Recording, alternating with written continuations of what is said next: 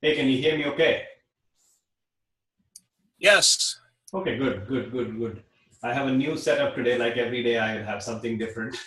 So I'm playing with that new one today. Let's see how it works. Do you see me? Hi.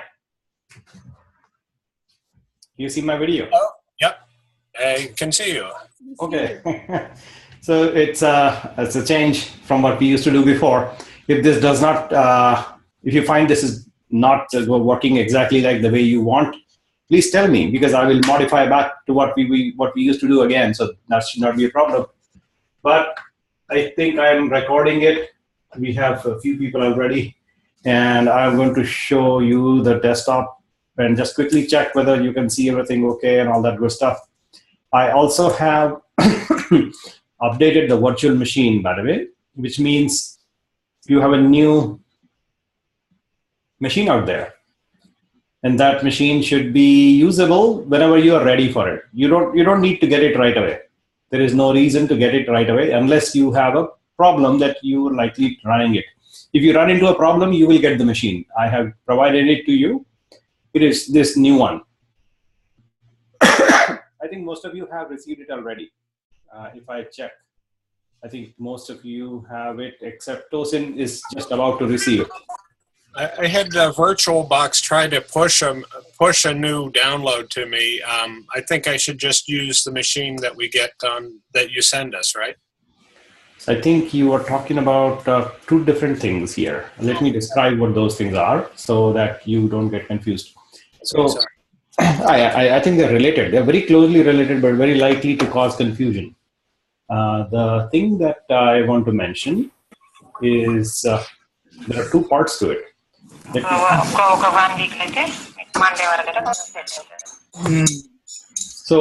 are two parts. The application, which is called Box, and the OVA file. This is a machine image. Okay. Right? This machine image is created by me.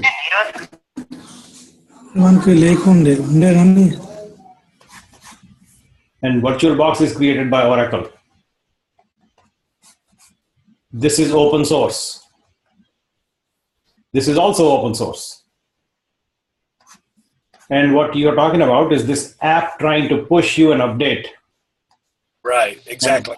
That yes, please take it.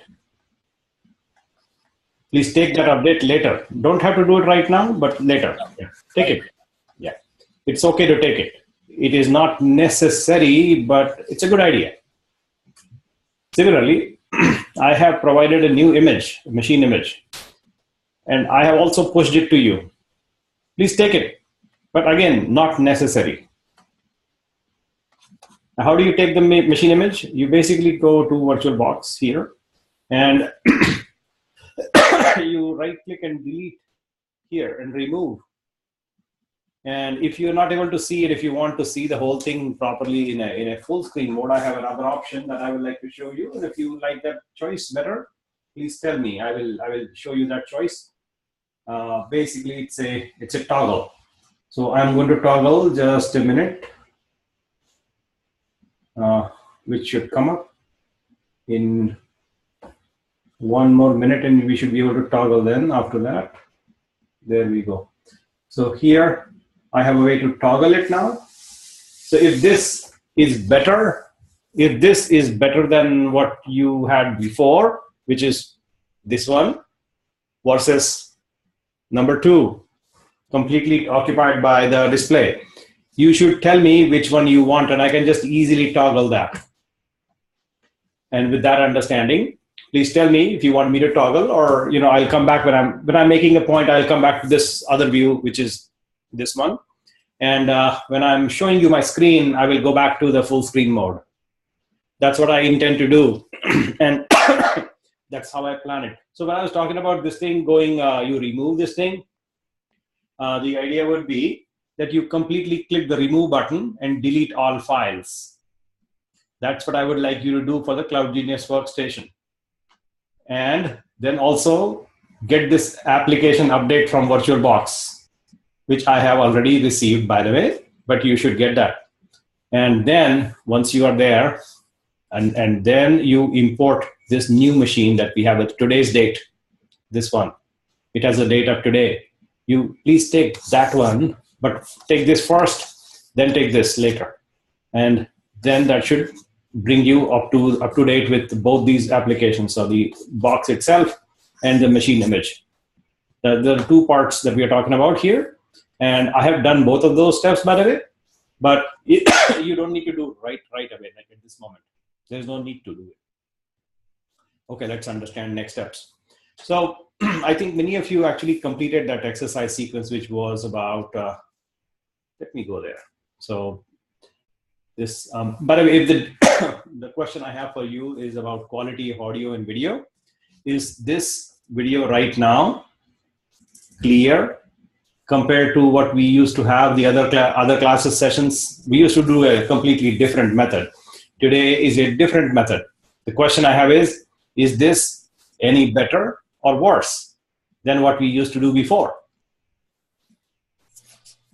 For me, this is a lot clearer. Lot clearer, is it? Okay, good to know. And is this still readable? Or is it hard to read a little bit?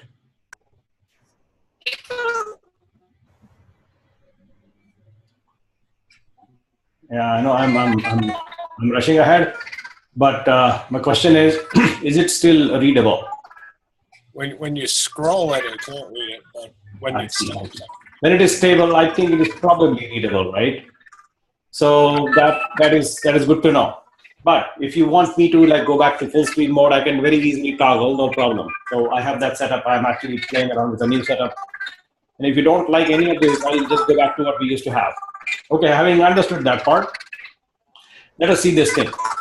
What we were doing the other day was we were able to create a new machine completely out of basically a what I call a complete automation to the extent we can, and we are not doing complete automation yet, but we will get to that point soon. What we did the other day was we had this workstation where we are sitting on our workstation, the Cloud Genius workstation. Through that, we were able to create a kitchen. We have identified what do we want this cloud to become. And so we played with the AWS cloud. And we define it very clearly in form of a folder structure, right? And that folder structure is what we essentially call kitchen. The folder we used was a name called chef-repo. That was the name of the folder, the folder. And we uploaded all of these ideas into Chef Server. And through that, we were able to basically orchestrate whatever we want in the cloud. We were able to even create a new box here, a new box, and have this repo made available through the Chef server and have it run Chef right here. And I know many of you succeeded in this exercise, which is beautiful. Thank you. Beautiful. This actually lays out a good framework for us to go and expand the complexity that we want to manage. What we want to be able to do is make sure that not just a simple example recipe like the starter cookbook that we had the other day, or we modified it to say Nginx or say MySQL. I think we did not do the MySQL exercise with this Chef server setup, but you get the idea. You have done it in other cases before. Is that we were able to modify the structure of the Chef repository, the kitchen itself, and then anytime we make a change to our kitchen, change in our mind, change in our ideas, what we do is we send those new ideas here so that Chef server keeps track of what we have and basically letting us go away in all of this. Just, we can just go away and do our thing, do other things. It frees up our resource, and this infrastructure can manage by itself. And things go wrong, Chef will run by itself again and collect whatever the new functionality that we may have assigned, create new boxes, destroy boxes, all of that can be automated. That is our ultimate goal, is to be able to take some example application for our customer, this guy, who's the customer, and they define what, what they want, and so they will ask for it, and we will give it to them. what we intend to give in the next exercise is a complete application, complete app deployed for the customer so that they can use it. And we will have that done on some random cloud, and we will do it with the help of our Chef server. Same thing. And we will have a complete app. The goal is to get to completion so that the customer can actually receive value. Just showing a 404 page on Nginx, not interesting enough. Yeah, it is interesting first time, but not enough. So that is boring. We want to get to a complete application deployment that we want to run in some random cloud. You choose the cloud, let the customer choose the cloud. We don't even care. And deploy complete applications using this deployment model. And that's the idea we have. So we want to get to that point. We have this Chef server here. And with that, some arbitrary cloud. We'll have an app idea.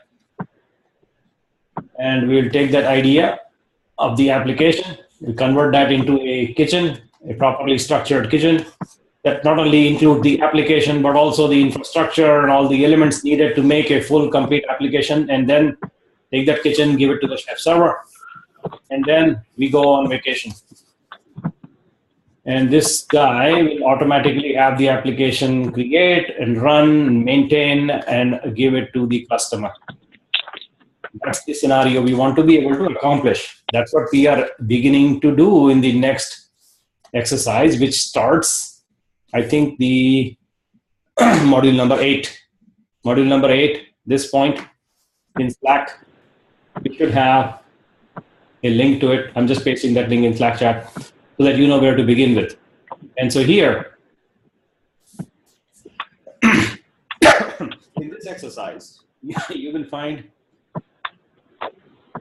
quite a bit of complexity, like heavy complexity you will probably find. It is extensive in terms of what we are doing. So prepare for it.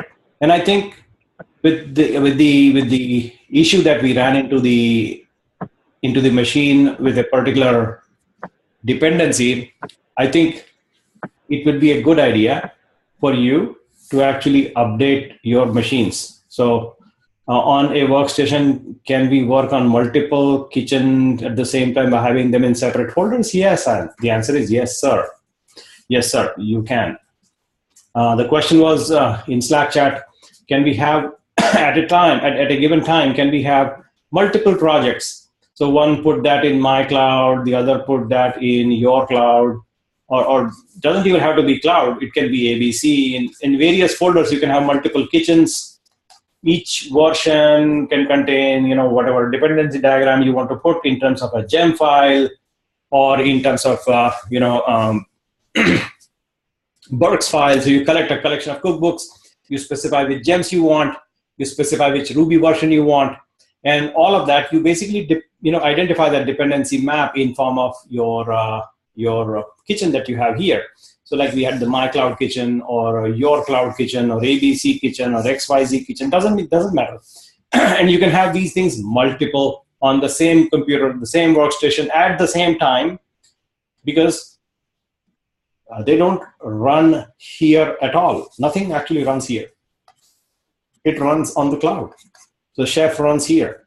And so it knows what to do, and it will pull down whatever is needed and then run it on that particular cloud. You might have, in another scenario, your multiple kitchens, kitchen 1, kitchen 2, kitchen 3. So K1, K2, K3, you can have multiple kitchens like this. Each one of them, even to the extent of having a Ruby version, like we currently use 2.1.7, you can actually have various versions of Ruby also, like 2.3.1, and along with that comes you choose your Ruby version, choose your gem version, choose your bugs file version, choose your cookbooks version.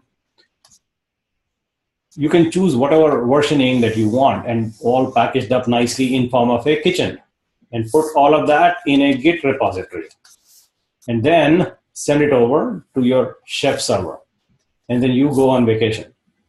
That's the idea. That's how I think we should operate, and that is what we are going to do right now. So we will. I actually ask you to please update, because this next exercise actually will cause a it caused an issue with the existing old workstation that you have, because we have updated a couple of things here. As you can see now, this is a recent change I made like today in the morning. And what I did was we were able to update the version of Chef also with it. So if you look at the version of Chef, we are now using Chef 12.11.18. If you go look at GitHub and identify what version of Chef we have available latest out there in the industry today, the version is Chef tag 11.18. Where is that? Not here. Where is that? Gem, Ruby Gems. That should show us the versions. So Ruby Gem latest version of Chef available in form of a gem is 12.11.18. And that's the version that we intend to use in this exercise. That is the latest. And while changing that version number, we had to change all other cross dependencies along with it. So that's the dependency map you see here. And this dependency map, we will enforce version discipline with a gem file. As you can see in this long list, there are about 141 gems in this listing. So we intend to use this gem listing right now. And it has a couple of updates in the gem file. The older gem file that we had on this site before works nicely with the existing machine, but I have removed that old gem file. And that is why I think if you take this newer gem file that we now have on the site, you are likely and actually guaranteed to run into trouble. So not likely, you're guaranteed to run into trouble, which means please update. And I know you have, I think at least one of you is still receiving that machine image, and I think Sri Rao and Tosin, these two guys, you don't have it yet, but it is coming to your computer in a few minutes maybe. You should receive that momentarily. So with that understood, what I'm going to do is wait for the machine to start and actually start doing that exercise myself to show you as to what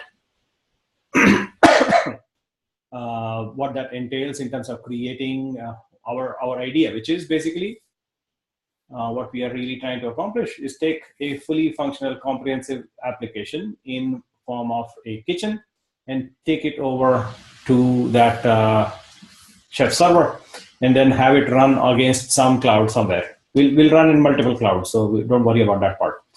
Now, having said that, let us discuss what is that application that we are talking about. Which app? And so the app we are going to use in this example is actually one of the most popular applications that people deploy on the internet. It is called WordPress. It is also open source. WordPress, you may see and hear about this. You already probably know this. I don't need to tell you what WordPress is, but that is a software. It is open source. And it is available on this website, org. WordPress.org. On that location, you can download it. There is also another website called WordPress.com. That is it is not software. It is a service run by the same people that create this software. It is the same people. And the person who actually does that, his name is Matt. His website is ma.tt. His name is Matt, and I cannot pronounce his name properly, but that's his website, ma.tt. And he created WordPress, this software. That is what we intend to use. His company's name is Automattic, which is also very nice. So Automattic is the company.com that makes this service. And this service, most of it is actually free, as in $0. Most of it is free, although some services, additional services are not free. So that's a service, WordPress.com. You may have used it, I guess. I don't know, but WordPress.com is a service available that I use, many people use, and it's extensive, very popular, and things of that nature. However, we are talking about the software, not the service. The software is available here for download. You can see it, 453. That's the software you can download. So you can download this, but that's not what we want to do, right? We don't want to download by hand with a mouse click and all that good stuff. But instead, read what does it take to actually get it to work? What are the requirements? So if you read the requirements for running WordPress, what do you find? It says to run this software called WordPress, we recommend that your host supports. And what is a host? It's the box, right? Our box, that's our host. And so we will have our computer in the cloud, that we will create using whatever tools that we have at our disposal. We want that box to be running these things. And that is classically used in form of an acronym that you may have heard already. And so if you look at this software called WordPress, and by the way, while I'm talking, I suggest that you please install that OVA file that I have given out. Update your VirtualBox application. So like VBox application, please take the update and then delete your machine and import this new OVA that I have given already. So please do that on a side window if you have multiple windows or multiple monitors. But I'm beginning to describe some of the concepts right now. So now is a good time to actually update and import and by the way, before you import, delete the old one. Delete the old existing machine. Delete the old one, clean up, completely delete all files and import this new one. That's what I think you should do. So with that understanding, what we are doing right now is looking at WordPress and understanding what does it take to run this service for our customer. And if you find there are these classic things we needed to make it run, they are called LAMP. It is called Linux, Apache, MySQL, and PHP. That's the 4 things we need to make it run LAMP. And you need to run it on some machine, some box, somewhere. That box needs to have Linux and Apache and MySQL and PHP. Those 4 things in form of layers, if you can call them. That's what we need. That's what the developer tells us here. You need PHP, you need MySQL, and we recommend Apache or Nginx, those 2. So some web server is needed to run this WordPress software. And there are versions defined. You need to have PHP version 5.6, MySQL version 5.6 or greater. Or alternatively, you can use MariaDB version 10 or greater. And you can use Apache or Nginx. So what you're looking at essentially is, instead of Apache, you can use Nginx, no problem. Instead of MySQL, you can use Maria, no problem. And instead of Linux, you can use Windows also. It also works with Windows and a bunch of other OSs. So not really as critical, but the real critical thing is PHP and some operating system here at the bottom level, some kind of application server, and some database, which has to be, I think, one of these 2. That's a requirement, as these guys say, MySQL or Maria, Apache or Nginx, and then some underlying operating system. And that's the exact detail. So if you want to send a detail to your developer, like, some people need that. These are the things exactly needed. PHP version 5, MySQL 5.6, and the mod rewrite Apache module. That's the critical thing that you need to make it work correctly. But then there are other things. So we need to get a whole lot of other things to get it completely functional. And we'll deal with all of that in just a moment. So those are the underlying, what I call requirements or dependencies for this application to work. Up until now, we have been able to get some Linux box to run. And sometimes we have added Nginx. And other times we added Apache. And that's great. In another example and another exercise, we were able to build a box with MySQL and add some root password to it and all that good stuff. So we did that. Just quickly checking, is it recording properly? I think it is. So, but confirm that, please, and tell me that you see that red blinking dot which shows it's recording. So you should see that. Yeah, it's definitely recording. Thank you. And so this Linux and Apache and root password, we did these exercises, but in isolation. We did them in isolation, right?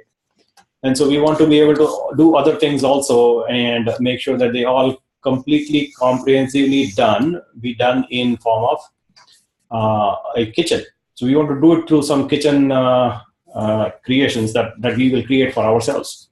So I want to first of all go to that Amazon Web Console and make sure that I have all ready for. So I'm basically logging in right now. And once I log in, I should be able to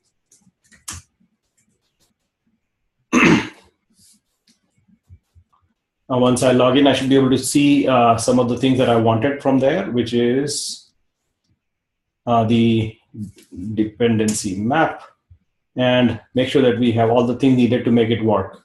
So I'm just quickly checking my Amazon account. A couple of things that I need from my Amazon account is that we would like to get a key pair, and I set up credentials so that we can run in our cloud. So as you remember, in the cloud, you want to get a credential from every cloud you want to go to. So in identity and access management, you remember the last time we did this exercise, we were able to create a group. The group we called EC2 capable people, right? So I'm just refreshing everybody's memory. We want to gather credentials from various places, like have IDRSA key pair for our machine to use, have a user created for our, like in the chef server exercise we did the other day, I'm deleting that, and I want to create it again, just to make sure that everybody understands what we are dealing with. So we will do a similar thing with DigitalOcean. DigitalOcean, if you remember, we have to go and get a token from there. So that's another credential we have to obtain from that location, which is where I'm logging in right now. And once I log in, I should be able to grab a token from DigitalOcean. And DigitalOcean here. And that token is available in the API set. Excuse me. In the API section here, we should be able to generate a new token and get that. If you remember that is what we need to be able to do. So the three types of things we are trying to gather before we begin creating our comprehensive kitchen are some security credentials. So the three things that we need are, one is an IDRSA type key. The second thing is a cloud-based token, like cloud-based cloud permissions from the cloud provider. And the third thing we need is a chef server credential, right? Chef server PEM file, we need that. So these three things are available. This you can generate locally. This you can obtain from the cloud provider like Amazon, Azure, DigitalOcean, Google. They will give you these credentials. And the third thing is chef server going to give it to us directly. So we have to use that credential that the chef server gives us. And that is what I want to grab these things from various locations before I proceed. And then I will actually begin in this order. So first I will go here into the chef server and grab that PEM file one more time. And then we'll go to appropriate cloud companies, these guys, Amazon, AWS, and get the permission from there. And then we'll also create a fresh IDRSA and use that through generation. So we'll generate a new key pair, by the way, this IDRSA key pair. This key pair is used for accessing the machine. So we have to get that also. So we'll do first this, then we'll go get cloud permissions, and then third one, we'll generate a IDRSA for ourselves. That's the three things we want to collect together to build our kitchen, so that we can then start adding all these dependency components, Linux, Nginx, MySQL, or Linux, Apache, MySQL, and PHP, and all that. So once we have those things added on, then we should be able to just have Chef create and all the infrastructure needed to make a LAMP stack. So our first goal will be to create a LAMP stack, which basically is Linux, Apache, MySQL, PHP. Those four things we want to be able to create through a kitchen setup. To begin getting that kitchen created into our virtual machine here, we need to go and log in to our chef server, as you recall. So we have to go there to chefmanage.io, and here we log in. And as soon as I log in, I need to go to a specific place to grab my kitchen again. If you remember that, it will not show you the first screen it showed you first time when you go there. And so if you go to that instruction set here, and the command that I actually want to paste in your Slack chat is this location. That is where I want you to begin working with this exercise. So you work here. And if you open that location, you will find that the first thing you want to do is to basically get a fresh set of PEM files, these credentials that are available from the Chef server for you to operate with it. So the first credential we want to get is from the Chef server itself. So we will go there to the Chef server, which is inside. Do it inside the VM, by the way. Inside the virtual machine, you log in. So it is easier for you to actually transport that particular collection of files that this server provides us. So, this guy will give us a bunch of things to do. And we want to grab that kitchen, as you know, into a particular location that we want to work with in the terminal. So we don't have any of those things from a previous download because its machine is a fresh new machine. So we want to get those things from this location, as you can see here. You want to prepare your kitchen to work with Chef server. That location has a specific URL. So you go to that URL inside your VM. That URL is very specific. It is not very apparent. Don't click on it right away. It doesn't work by clicking, but it does work. You have to modify it. What does that mean? You take that URL, put it in Atom Editor and read it very carefully, and you will see something which is interesting. And that URL is like this. So you will see here that it says, your organization name goes here. So that thing that I just deleted, that thing needs to be replaced with your organization name that you've chosen, right? Like in my case, I have chosen the name Classroom, like this. And you remove the spaces to make a complete URL. And now this is how it looks like for me. The word I have for my organization happens to be Classroom. So I choose that as the name in place of what I had before. And then take this URL, go to the virtual machine directly. Don't go to local machine. Do it in the virtual machine here. And remove the whole thing and paste it. And that is how you can get to the starter kit. We want to grab the starter kit easily. And that is why this is a workaround to get to that starter page again. You can get it like this, like I just suggested, which is the URL, which is I am basically modified this section. The Classroom word needs to be different for you, whatever you have chosen. But that's the word you will write in that URL and construct this. And that should bring up your starter kit one more time. So this is the same situation that happens when you first time sign up with Chef server. We are just simulating that we just signed up. And we download the kit and we'll say, yes, proceed. And this will download a new package and we will save it and say, okay, the package, by the way, automatically goes to the downloads folder, which is here. So the downloads folder is this one. That's where the package goes. This is the Chef starter package. And we want to open that package, basically extract, because that is where our kitchen is going to come from. And it will have all the credentials for Chef server already. And so we want to use those right now. So we have downloaded it and we will then expand it. Expanding is very simple. What you can do is do it visually or do it in the terminal, whatever your preference. So I would like to show you visually, although we can easily do it in the terminal as well, not a problem. So visually doing it, I will right click and extract here. And then I get the Chef repo. That's the folder I want to work with, but I want to leave it in the home location, not in the downloads, but home location. I want to go here.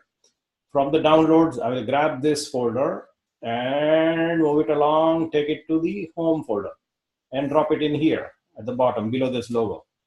And there we have it, Chef repo right there. So that's the Chef repo we now have in the home folder. That's where I want it to be. That's how we do it visually. You can see it again if you like. The idea was downloads, right click, extract here, and then you get that folder, you move it over to home. That's how it goes there. and I'm going to download this Chef repo. You can leave it alone here. We don't use this. We'll use the Chef repo extracted version, this one, and that is available in our folder now. So we can just say list out, and the Chef repo should pop up right there. I'll make it a little big so you can see from a distance. And so the Chef repo folder is right there. It is going to be our kitchen for this exercise. You can modify it if you're doing it another exercise. If you're doing it a different exercise, you can rename it, like basically call Chef repo something else, and that is totally fine. I'm not renaming it, so I canceled it. But I'm going to go inside the Chef repo and work in that folder.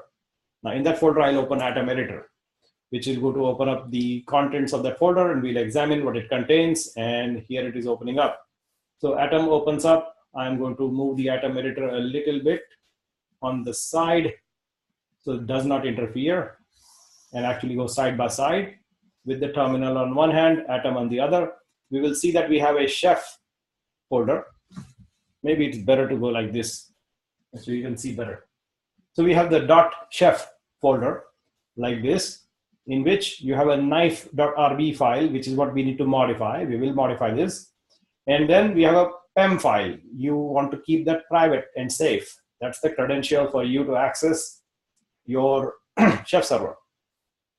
And we have cookbooks, and we have roles and all that. So that's the folder structure. We don't have much other things. We have this starter cookbook here, but we don't need it because we have done the starter role already. So I'm going to delete the starter cookbook. Gone, bye-bye. And similarly, the starter role that I have, I'll make it a little bigger and then delete it. But that starter role is kind of useless for us, so we'll delete it. That goes away. Now we have a very minimal, in fact, this README file is also useless for us, so we'll delete that also. And now we have basic things, such as the .chef folder, which is a hidden folder, so you don't see it here at all. But if you say ls-la, you will see it. There is a chat request coming in. Let me just quickly check what that is. What that request is. Is it a Slack chat or what? Hold on. Let me check Slack chat. No, it is not Slack chat, which is I'm going to ignore. So I'm going to do a do not disturb. It's already do not disturb. So what's the point? Oh, it's do not disturb on other machines. Okay. Too many machines. So back here, what we are now dealing with is we have succeeded in getting our credentials. Right? That's what we wanted to get, and we have obtained it. So we will do the next thing. So we have obtained our Chef server credential and beginning to construct our kitchen again, like you've done it before. The second thing I want to get is a cloud credential from some cloud company. So we can do both DigitalOcean as well as AWS and some other companies if you like. So you're looking at the Chef repo structure like this, and we'll proceed forward. And now, before we get to other credentials from a cloud company, which we will get to at a later time, I want to be able to do the third thing first, actually. So this thing, which is generate a key pair, you know it already, very easy to do. It's a one-line command. As you know already, it is ssh-keygen. That's the command. And I'm not running it right now, but I want to show you something in that the new machine that you have in this location in the .ssh folder, you have nothing right now except this example that you know already from a previous exercise. So in that folder, it is empty for you. So that is the reason why you need to create your own key pair by typing this ssh-keygen command. This folder does not have your keys. So it is a good idea to just create new ones and use new keys. So now I'm going to actually create the key by typing ssh-keygen and then enter, and then that's it. Now you have a key pair. So just a couple of enters after ssh-keygen, enter, and you have the keys. Now I will see what we have in the folder. We have IDRSA and IDRSA pub. Great, that's what we wanted. And that was the third step I wanted to do here, step number 3. We will do this step number 2 later, just before when we want to create a new machine out in the cloud. We will do it at that time. Right now, I'm not worrying too much about it. I did the step number 1. I did step number 3. We'll get the credentials from the cloud company later. For now, I will now build my kitchen. So step by step, that's what I want to be able to build. And understand that we want to create LAMP stack first, and then deploy deploy WordPress on top. And that will construct a fully functional application that our customers can use. And that's what we would like to build. So a complete stack with some example application that we want to be able to craft. By the way, we will have a database here, MySQL, so we'll have to have a password for the database user and a bunch of other things you will see along, all the things needed to make it work. And that's what we will be building towards inside our kitchen. So in our kitchen, we are bare bones right now, very bare bones minimum. So the first thing I want to do, or rather the next thing I want to do, is to enforce version discipline. Now you have heard me say this, that things change all the time, and I want to be disciplined about the versions of packages I'm using for every project. So for this project, which I'm calling Chef Repo, I need to have a gem file, and that gem file will look, I'm going to save an empty file called gem file right now, and this file currently is empty, as you know, but I want to put all the gems that I require for my Ruby project inside that gem file. And so here is one of the most exhaustive gem files that you will probably see, is 141 gems included, listed out by name and version numbers, as you can see in the screen. So I'm going to grab all of those gems, copy them over, 141 gems, 142 lines of listing, and take them to my empty gem file and paste. Now I see that 142 lines and total of 141 gems in here are listed. I'm going to save that and click this X button to close out on the gem file, so that my gem file, don't leave it open. I know I have seen many of you somehow accidentally leave files open in Atom Editor, and you occasionally touch something here like this, and then it causes problems, and you might save it by mistake. So it is a better idea to not cause those issues and just close out on the open files that you don't want to necessarily disturb. It's very critical that when you're dealing with visual editors, that you actually don't mess around. Like, accidentally you might click somewhere here, like here maybe, boom, and it will cause trouble and you will not know. And so that's the problem I'm seeing a couple of people have run into. I'm just pointing it out. Don't leave windows open. When you're done with it, close them. It's very easy to open them again when you need it. So just when you're done, click this X button to close it out. That will leave your editor in a safe state and not mess with your code. Accidentally, I've seen people just fat finger something and then messes up. So with that understood, we have a gem file ready, which means we now need to get bundle to install all the gems. And it takes about 15 minutes for all these gems to actually install. But I have done it already, so it should install like in 10 seconds. And so it should just finish up. And there we have it. So all the gems installed. Because I already did this morning, I was doing this with Salam, who's probably not here because he's busy doing, I don't know the exact Arabic word for it, but he's praying basically. So tonight is the night of prayer, so they pray until 4 o'clock. I think both Muhammads are away today. Having understood that, the next idea that we want to be able to do is this Chef Repo that we have. We now have a log file, which basically contains the exact dependency map that we need all the gems to be working. It's a very long gem map, and it is ready for us. Don't leave it open, close it. And then let us see what the next step is. So next step, so Tick is typing. Go ahead, Tick, you can ask a question. You don't need to type.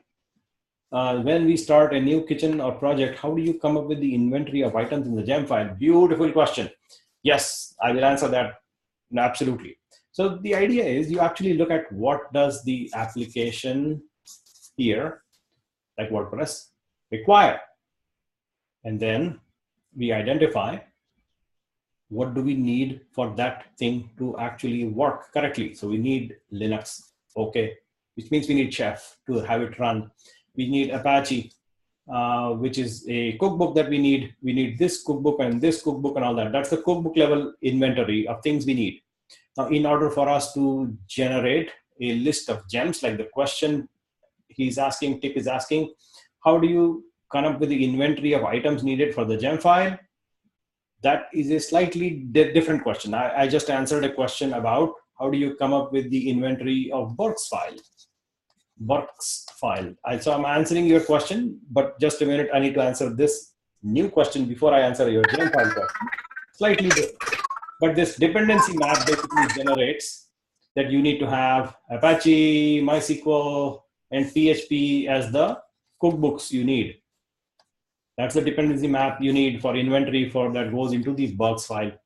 And now in order for use Burks shelf command, the Burks command, you need a gem called Burks shelf. And so that's the gem you need. You also want to use Chef. So you will get the Chef gem.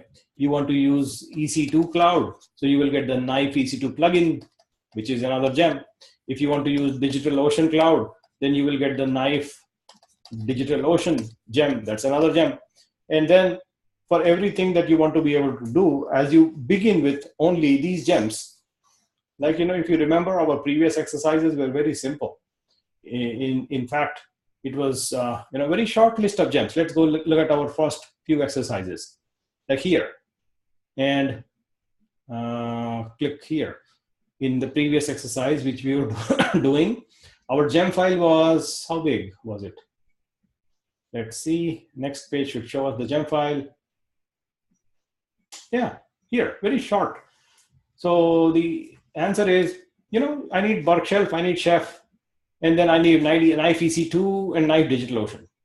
That's it pretty much. So 4 gems because we want to operate on DigitalOcean. So we get the Knife DigitalOcean gem. We operate on EC2 Cloud, so we get that gem. We want to use Chef, so use Chef gem. We want to use Burks shelf to manage our cookbook, so we get Burks shelf gem. So 4 gems, that's it. That's exactly actually is the minimum requirement. Now, why the heck do I have 142 lines in the listing here? Why 142? What's going on? That is a good question. And I will answer that also. What happens is, if you leave it like this, Burks shelf, Chef, Knife EC2, DigitalOcean, and create a gem file, like in this example.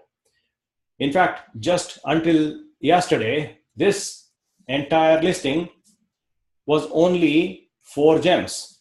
Today, I have 5. Why? The question is, why do I have 5 gems today? Why not 4? What am I doing with this rack line, this new line, rack?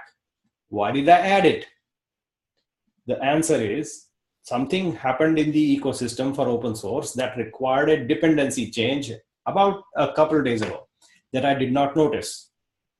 And so if you go look at Ruby gems location and identify the rack gem, which by the way is a dependency on one of the other gems that we are dealing with. So these 4 gems that we are talking about, 1, 2, 3, 4, these 4, 1, 2, 3, 4, they require like a bunch of other gems that we don't worry about too much because they will bring them up and they will automatically pull down the appropriate gems that are needed for the dependency to complete. And it will work today, but it may not work tomorrow if something changes. So we want to plan for tomorrow when things will change.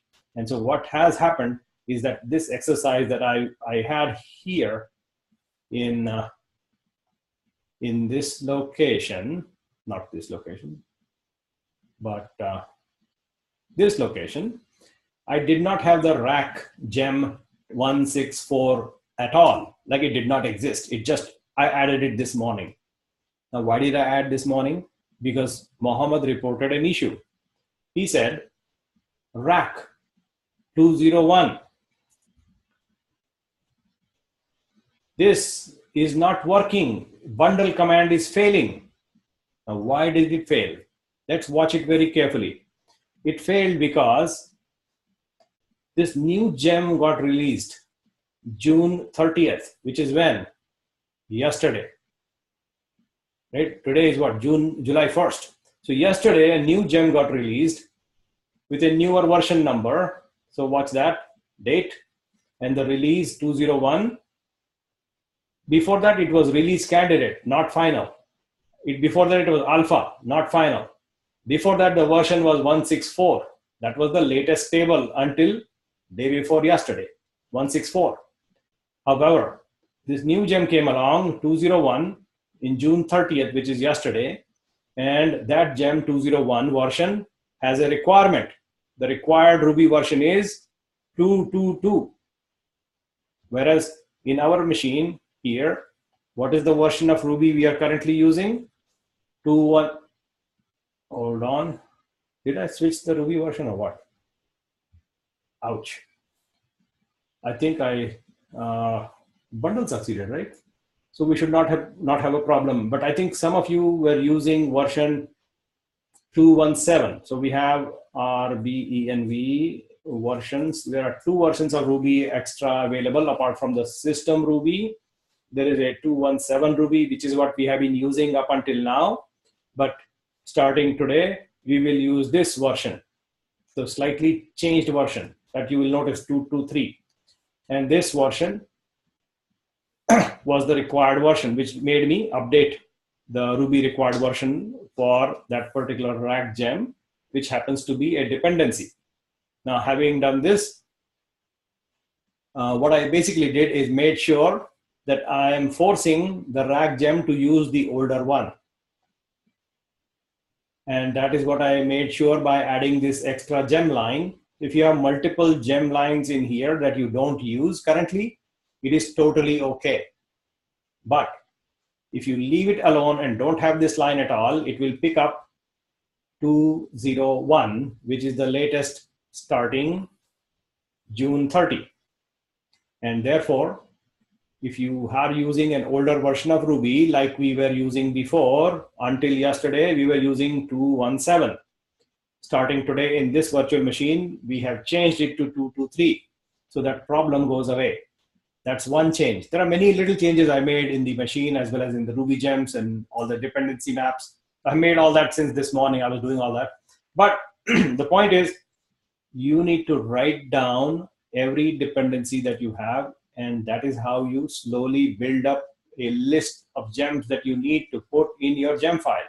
If you leave these entries out, then you run into the problem that I ran into this morning with Muhammad Salam. He pointed out, why does rack fail? And then we went to rack gem in here and found out there's a new version that requires a higher version of Ruby. And so not only we did choose the higher version of Ruby, we also settled down on a slightly older version of gem, which is 164 version of rack. That's where I settled with 164, which is June 18 last year. So we froze on that, and we can freeze on any version we like by adding a specific reference like this, as long as it doesn't conflict with any other gem requirement. And to illustrate that point alone is what I have, is this exhaustive listing of all the gems that you will have here, 141 gems. Nobody actually writes like this, but I do, because it helps me nail down exact dependency map of every variable, every moving part that we have in our computer. And how do I get to this list? How do I actually come up with this? The simple answer is experimentation. Over the years, I have done it. Now, how with that informed awareness of what I have accumulated, how do you get to that list quickly? This is what you do. I'm going to do it right now to illustrate that point. How do you find out exact names and version numbers of 141 items as quickly as you can? First of all, you begin with 5 or 4 or whatever you have gems that you really need. And you come up with that by this information that you need Burkshelf, you need Chef, you need an IFEC2, you need DigitalOcean. Great, I got these 4. So you write them down in a gem file and then do a bundle. When you do bundle, it will grab other gems needed to bring the dependency map complete. Right? And then when you have a success, then you do this gem list. And this will give you a list of all the gems. And that's where you will find names and version numbers. You take this information, put that in a notepad, and construct a gem file by hand. That's what I did this morning. One more time. And this time I went all the way extreme and actually collected all the gems needed. The gem list gives you a list of all the gems loaded. And here, active support. That's the line number 2 in my atom editor on the right side. Addressable gem. That's line number 3 in the right side, version 238. And that's how it goes. So, you keep going. Bulk Shelf API client, 202. Bulk Shelf API client, 202. So line by line, you can see that these items are basically translated into a gem file by hand. So WMI light 100. That should be the last entry here. WMI light 100. That's the 141st gem name in the listing. So that's the precise answer to your question by tick. And I think you get that. If you do not, then please ask again. If I must have made confusion. If I did, please tell me. So the answer question is, when you start a new kitchen, how do you come up with the inventory of gems? So this is how you do it. So you begin small, 1, 2, 3, 4, and then expand by gem list, and then find out, and then lock it down, like totally lock it down so that it doesn't move. It should not move without your permission. And that is what I am doing here. Essentially, I'm saying enforce version discipline with a gem file. Lock it down, don't let it move, because people will move random things on you. Like this guy moved 201 gem on me, and one of the previous exercises failed, causing Mohammed to panic. Because he'll panic if you have a rack gem failing for no reason. It worked yesterday and doesn't work today. What's going on? This is what's going on. It's picking up the latest, which requires a newer version of Ruby, and it doesn't work with the older version, and then he causes panic. We don't want panic. Especially, we don't want panic in production setup where the customer is involved, right? We don't want that. And that is why we do these things. These things are extreme measures that you really, really have to do if you're dealing with production customers who are going to pay you money. You don't mess with them. You put discipline around, and don't let anybody modify any versions without groups' collective understanding of what are you changing. If you make something different, and it might work on your machine, it might work today, it may not work tomorrow. You want to lock it down to the greatest extent possible so that nobody's surprised, especially the customer is happy. That's what you really, really, really want to do. And that is the whole idea behind such an exhaustive listing that you saw here. So we just did that. Now, having done that part, we'll bundle it, and we did bundle, by the way. So bundle updated, and then we want to basically do a couple of things, like the cookbooks folder, we got rid of that. Bundle update, we did that. And then removing these starter roles, removing the known host file, which we don't even have anymore in the new machine. You don't have it. So I already deleted the starter.rb file. We have cookbooks folder deleted. We will delete that right now. So I'll just go and delete the cookbooks folder like this. Delete. And it goes away. And what else do we have? Roles is empty. And that's pretty much it. So it's very minimal. There's a gem file, which is long, a gem file lock that is automatically created. And you want to keep the files closed. Now we have knife RB that we want to modify next, and a couple other things like we will do now. So the thing that I want to be able to do is, first of all, create our folder structure that we want to have. So we want to have all these folders in our place, in appropriate places. So we will create them. Watch in Atom, you will see in the Atom editor, new folder structure automatically creates when I run this command. And so all these things come along: cookbooks, data bags, environments, roles, site cookbooks, they all come down, they just create. We just did that. Next thing, excuse me. Next thing what I want to be able to do is prepare that knife configuration we have, right? So our knife configuration goes like this. We have a current directory, log level, all of that. Your name will show up here. Your name.tem should show up here in the knife RB. That knife RB is right there, this file. And in that file, there are certain things that we have currently: the name.pem, the organizational URL part. This URL should show up. And we want to modify the cookbook path. we want to modify a couple other things in the knife RB right now. So we will do that. And for that, we want to be able to grab this entire knife RB example, take all of it all the way to the bottom, the whole thing, knife RB example, and you copy it and take it over to this machine inside in the knife RB and paste it right there. And then let us do a line by line comparison. Comparisons between the first line, current directory, and this line is the same thing. So we want to delete 15, goes away. Line number 4 and 15 are the same thing, 15 goes away. Line number 5 and 15 are the same thing, 15 goes away. Line number 6 and line number 15 are conceptually same. 6 is accurate for me. You will have to have your own name there. So you want to make sure that your name goes there. And so you want to keep that line with your name, not my name. So I delete that. Client key, line number 7 is similar to line number 15. So I want to delete this line, but instead your name goes there, like my name here, your name should go here. And that's where you should put line number 15. And I'm deleting it, but because I have it on top. Validation client name, this doesn't apply anymore as we saw in the last class. These two lines do not apply. 15 and 16 not needed with the updates in Chef. So we are getting rid of those. We don't need them. So I'm just simply deleting them. Chef server URL. This is also a place where you want to have your organization name, like here. That needs to go. My organization name is Classroom. And so this Chef server URL goes away because I have the correct one up on top. Cache type is basic file. I want to keep that line. Cache options, I want to keep this line. Verify API certificate, I want to keep that line. Cookbook path, it matches this pattern, but I want to keep this newer version.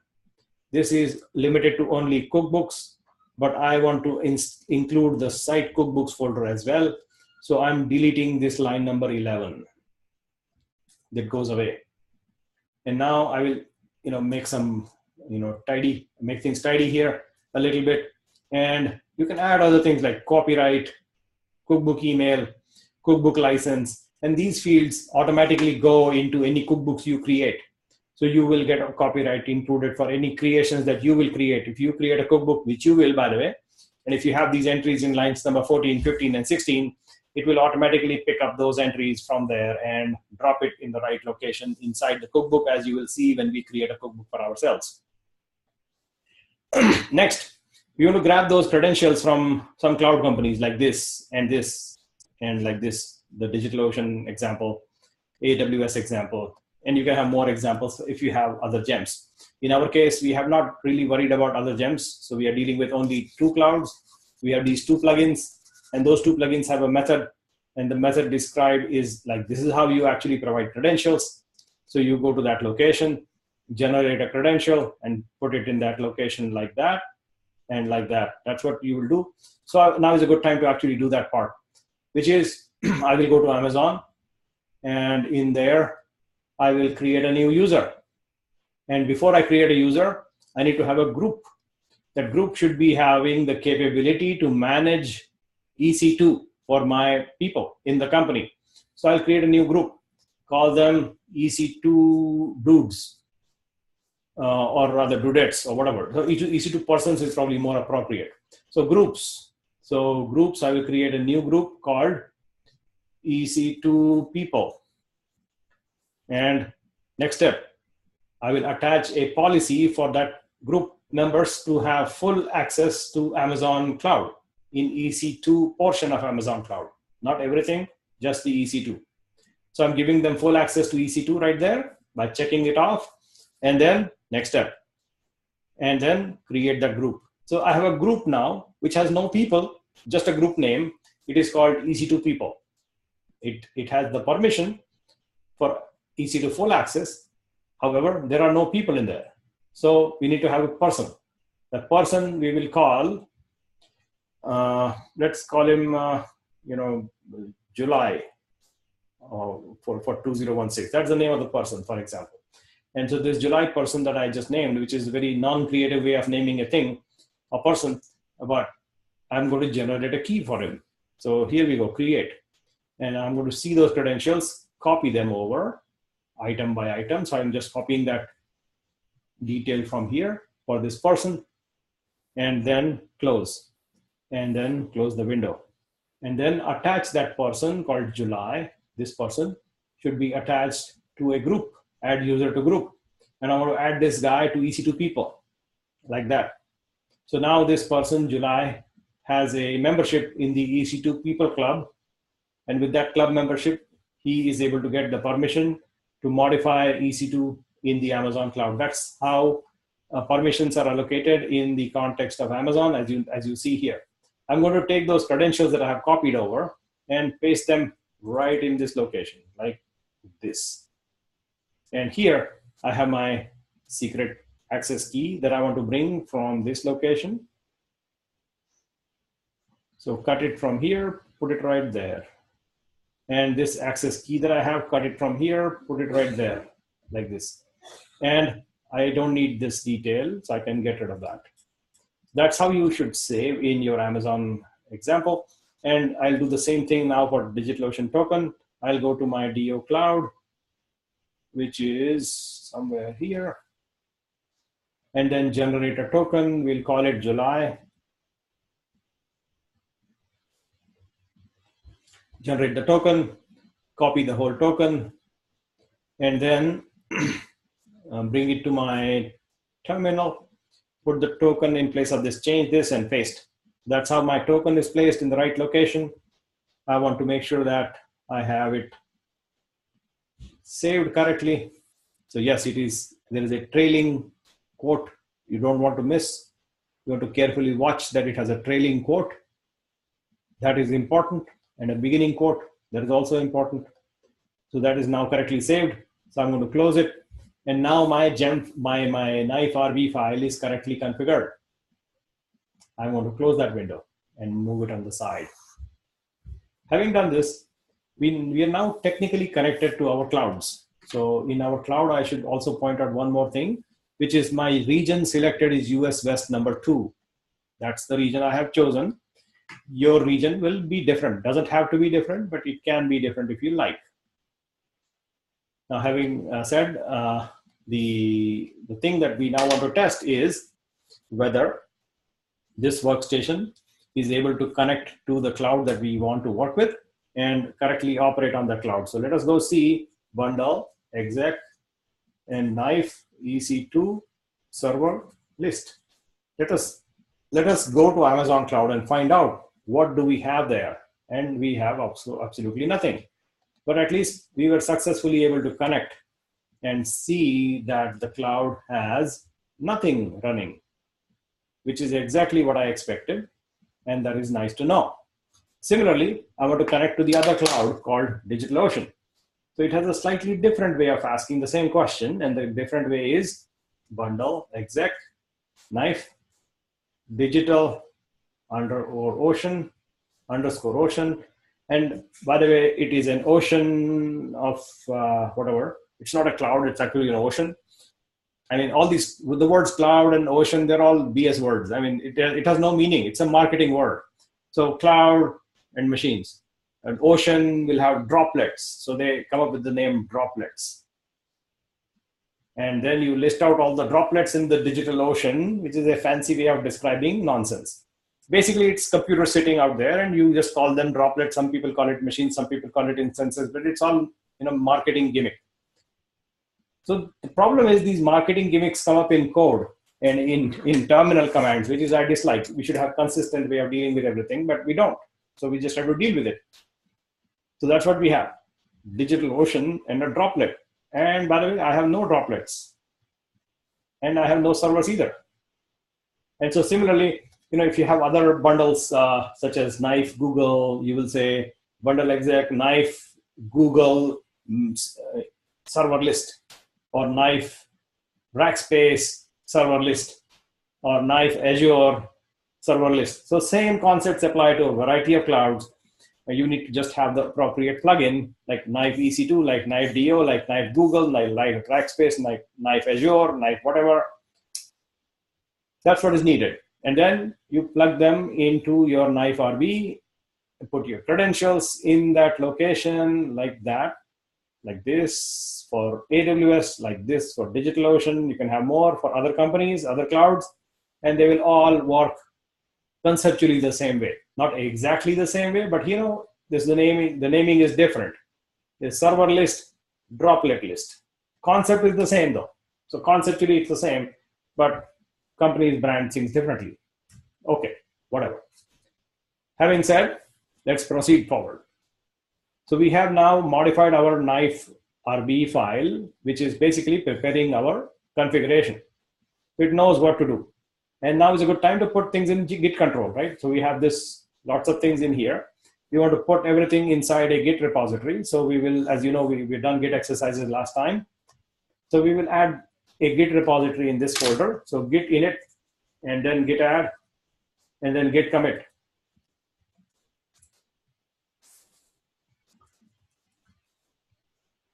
And now we have a whole thing inside Git repository. You can see that by creating, by this existence of this new Git folder that just showed up. So everything, all of it is in a Git repository. The Git status shows clean. The Git status shows it is all clean. So all of it is taken care of. All these files are now inside Git. And you can see that Git ignore file, this one, actually ignores a bunch of things.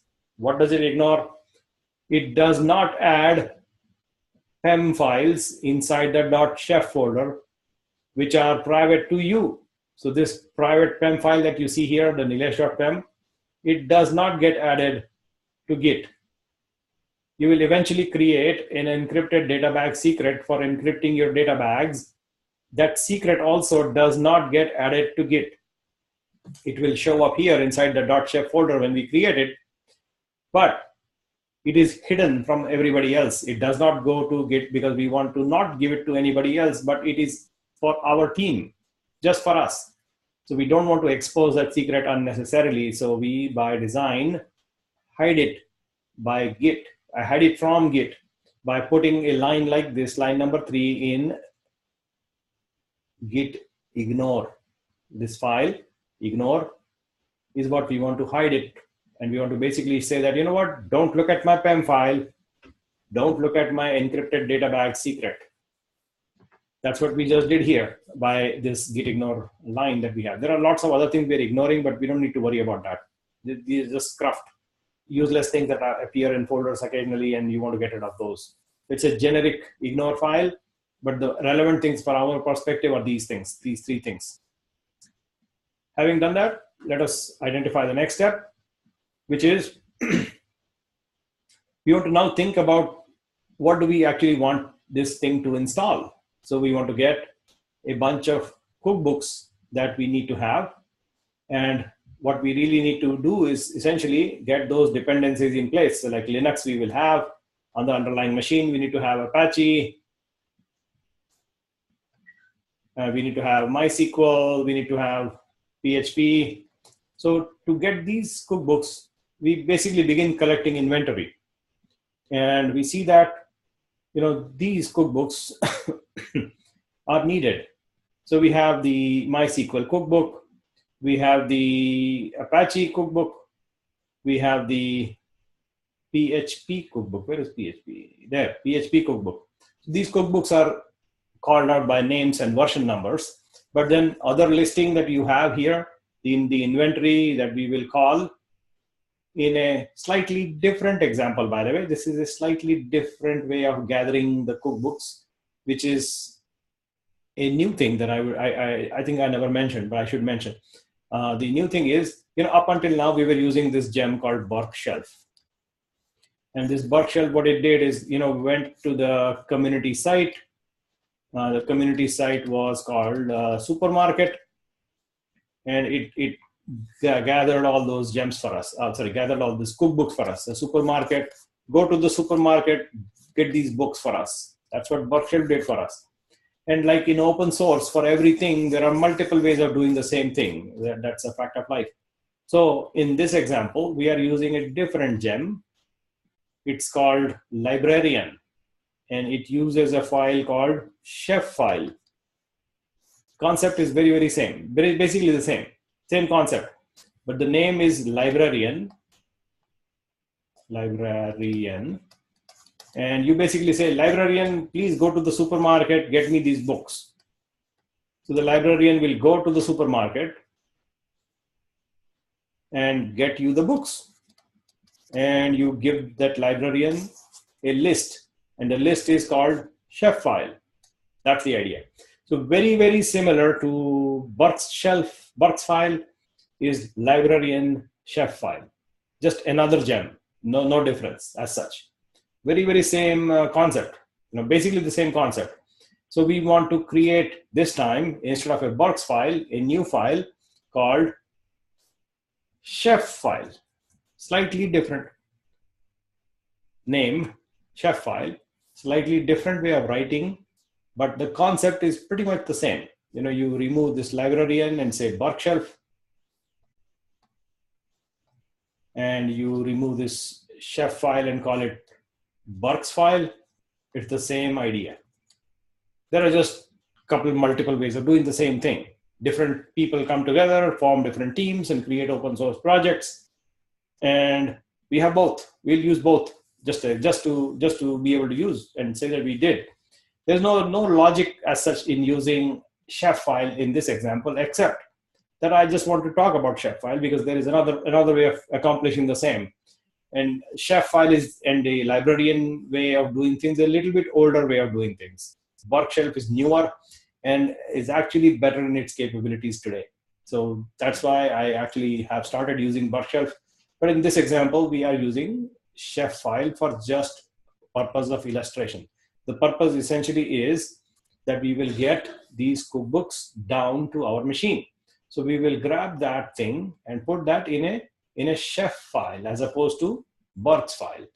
And we will copy this thing over, all of this, and go to our machine, place it in that chef file and save and close.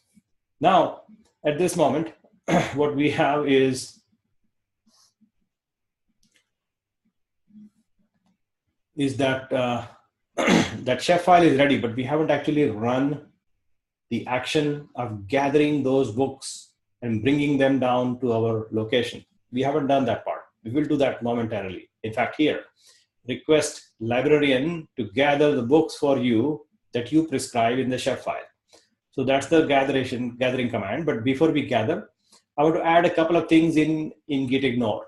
And that is, I want to ignore the cookbooks folder, which we don't want to carry around and give it to our team members because they can also use librarian and gather cookbooks from the community by giving a prescription that we already are giving, by the way. Here is that prescription. The prescription is go get these books. And that's put in a chef file document, this document here. And so that prescription is available. So we don't need to actually have cookbooks included in our Git repository. So we want to ignore cookbooks. Similarly, we want to ignore TMP folder. So we want to do these things basically and ignore all of this because we are tracking all of those cookbooks and temporary files we don't need to track at all. So that's the step we are doing basically one at a time here and making those changes and adding that into our git ignore file, which now has at the very end these two lines, cookbooks and TMP added in the ignore file, which is what we did in this step. And this step, then we added a git commit, git add, git commit, and now we have a newer version of Git, newer commit in Git included. I just did 4 steps in one shot just to make it fast because you know this already, you've done it already before. Now I want to grab this command and ask librarian to go grab cookbooks for me. So that is exactly what will happen. This command might take about 2 minutes max. So I'm going to run it. This goes to the supermarket and starts to download those things in a temporary folder. As you can see, the temporary folder already got created. And here librarian is working in its cache to get the sources of all the chef cookbooks. They will come down here. And we don't need to go in the temporary location because our cookbooks will appear in that folder automatically when this thing finishes. The installation finishes basically is going to that supermarket and getting the books for us. And we are not using Burkshelf, but instead we are using Librarian. And it uses a chef file. That's what's happening right now, as you can see, or yeah, as you will see.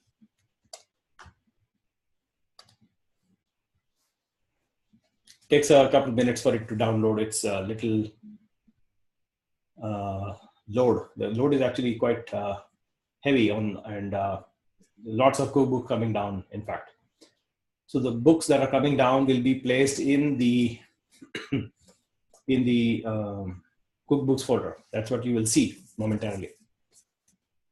Now, in order for us to place our custom created cookbooks in another folder, not the cookbooks folder, you want to have this site cookbooks folder. And in that site cookbooks folder, it is a good idea to just tell everybody that, you know what, there is a README file. So read that. And in that README file, we will say that, you know what, I will store my custom cookbooks in that location.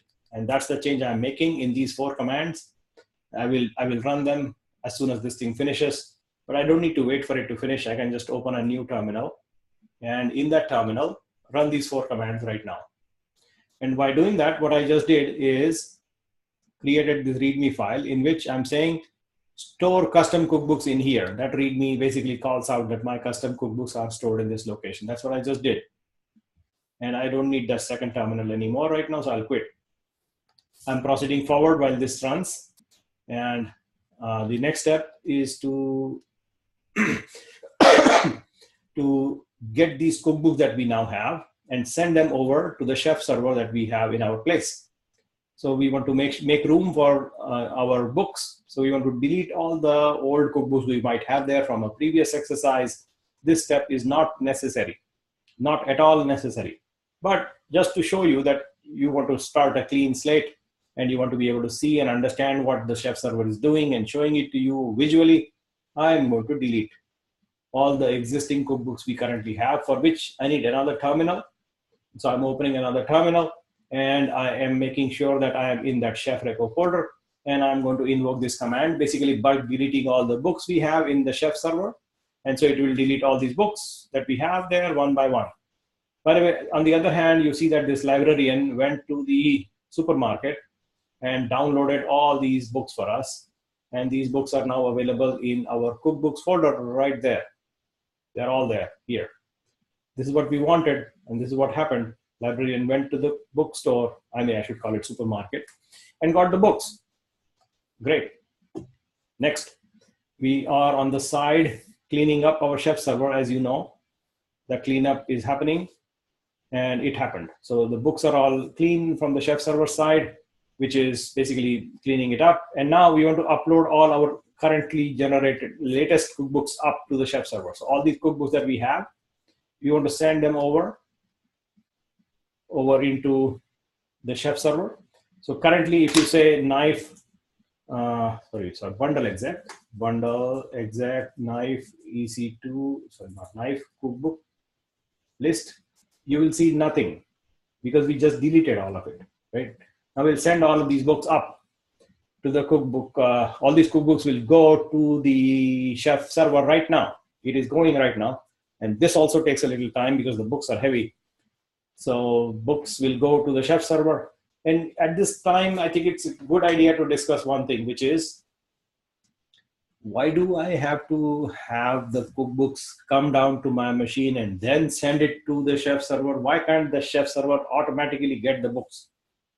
Why do I need this intermediate step? Like bring it here and then send it to the chef server. Why do I have to do this? So there is logic in that. You would think that, this chef server that you have, and then there is this supermarket. And all we are doing is we are sitting here. We are saying, librarian, go there and get the books. And now I have the books. So now I say that, books, you go there. So what's going on? Why do I have to get the librarian to go and get books and then send books? Why can't this guy get the books directly? And that is a question sometimes some people have. it might sound logical to us, get the book directly. Why do I have this convoluted method? To get the books and then, send them. What's the point? What are you trying to accomplish? Any ideas on this? Why do we have to go like this and like this? And why not go direct? What do you think? So the way I think about it is that I want to be able to change anything that I want in what the community has done. I want to be able to change. And then I want to make my mind should decide what the change will be and then send that change here. I don't necessarily want to send whatever the community decides to put in the supermarket, but instead I control what I have in my mind. Oh, I just blew my mind off. So put that mind back.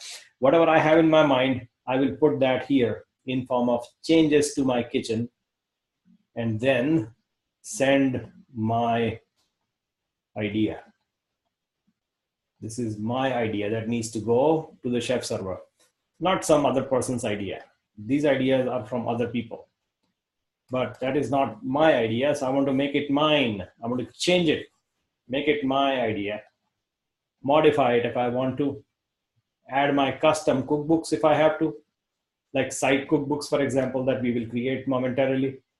And then all of these are my idea. Right? They rely on other people's idea, no doubt. But then this is my idea. So I want to send my ideas over. I want to change the cookbooks a little bit if I want to, make my own creations, and then send all of that according to what I have and not according to what other people may want. And that is the reason why we go it like this. So we are doing it right now. And let us see if that finished. And yes, uploaded all the books, which means we should be able to see the books. And here are all the books that the chef server has now. That is awesome. So now the chef server has all the books. We were able to get the books and send the books. Great. We haven't actually modified or created anything yet, but we will soon create one. So we'll begin creating environments by now. So this exercise, as you know, will touch upon every single aspect of chef and chef server that you will think. So now what we are creating is environments for our own infrastructure. We will have a dev environment, a staging environment, and a production environment. So 3 different environments we will create. What does that really boil down to? It boils down to 3 files that sit in a folder called environments. So we have that environments folder right there, which contains nothing. So we will create a file there. And in that file, we will save it, by the way. And we'll save it in the environment folder and call it dev.rb. So it's a Ruby way of writing the same environment definition. In the previous examples, you probably saw JSON representations. Now you will see the Ruby representations of the same thing. This is an empty file I'm saving in the environment folder right there called dev.rb. And in that file, I have nothing right now, nothing. So I will put these 2 lines in there, as simple as that. And that defines my environment. It has a name and a description in English language. The name dev has to match with the file name dev.rb. And that's it. That's the way you create a new environment and call it the development environment. This is just a tag that you will assign to a set of machines later on. It is a way to classify. And so we have now created a development environment. We'll create 2 more like this. So I'm going to save this, by the way. And I'll create 2 more files, one called staging environment. So I'll put that in the environments folder, and I'll call stage.rb and save, and create 1 more file. I'll call it production.rb, prod.rb, and put that in the environment folder. Call it prod.rb and save. So 3 files now I have: dev, prod, and stage. And these 3 files, what I will do is fill them up. I filled up dev.rb like this. And very similarly, the stage.rb is also a very small file, and that will go in the stage.rb file like this. And the production RB is also very, very similar. This one, and it will be saved in the production RB file like this. Save. So very simple way of representation of 3 different environments for our example. So we have now these 3 environments defined: dev, stage, production. And I want to be able to put all these things in a git commit. So I will basically add environments and commit. Git add environments and git commit. That's what I intend to do here. And so I git added and committed. So now we have all these things also in the Git repository, these environments. Next up, we want to make sure that we send these environments to the Chef server. So right now, if you go to the Chef server and ask this question, hey, what environments do I have with you? And we'll ask that question, we'll say bundle, exec, knife, environment, list. You will see there's only one. It's called default. And so I want to send these 3 environments, dev, prod, and stage. These 3 should go up to the Chef server. How do you do that? This is how you do it. Bundle, exec, knife, environment, from, file name. And those 3 lines, you can just copy them all together in one shot and paste like this. 1, syntax error. So there is something wrong in the way I typed apparently. And so the syntax error is I have a Q there at the end by mistake. Delete, save, and then run those commands one more time to upload the corrected role. That syntax error came through fat finger, like I just showed you. I accidentally typed a Q there for no reason. I should not have. And that's a problem you will likely to run when you leave these windows open in Atom Editor. So that we have these environments up. Next, we will create our roles for our machines. And this is where it starts to get complicated. And I will describe this thing a little bit carefully so that everybody understands what I'm going to deal with it. So roles for machines. So role is like a collection of DNA. You know, I keep saying the word DNA all the time. DNA. So a role basically is a collection of DNA number 1, DNA number 2, DNA number 3. So you collect all these things together, and that's how you define a role. What does that mean? I want these boxes that I have to become my web servers. Okay. So which means I can just apply this role called web to all these boxes in the run list.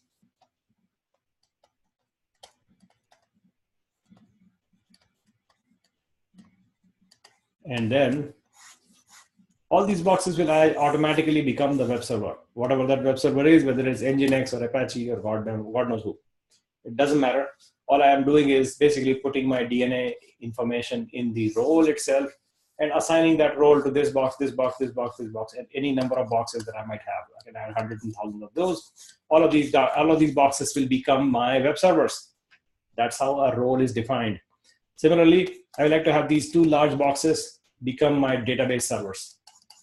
So I will have a role called DB, and then I will apply that role to these boxes. And they will together become my database servers. That's how you will apply these roles concept. Sometimes you want to have some kind of a sanity that you want to be able to do on every machine you will like to have. So sanity is like common things that you want to have for every machine. Every machine needs to have this, have that, and have this. So it's a laundry list of things you want to have for every box.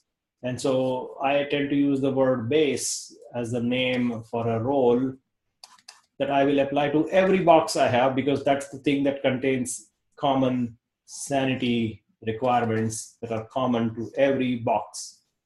Every box needs to have that base role, needs to get that role applied, including the database boxes, and the web server boxes. Everybody needs to get those. Like it's the basic foundation everybody needs to have. And that's the idea of a base role. So these roles will go into the roles folder, by the way, as you know. So the roles folder is currently empty. So we'll create files for them. And the files go like this. Create a file called base.rb, like this, in the roles folder. So I'll create these files right now. Empty file, save in the roles folder, and call it base role, base.rb.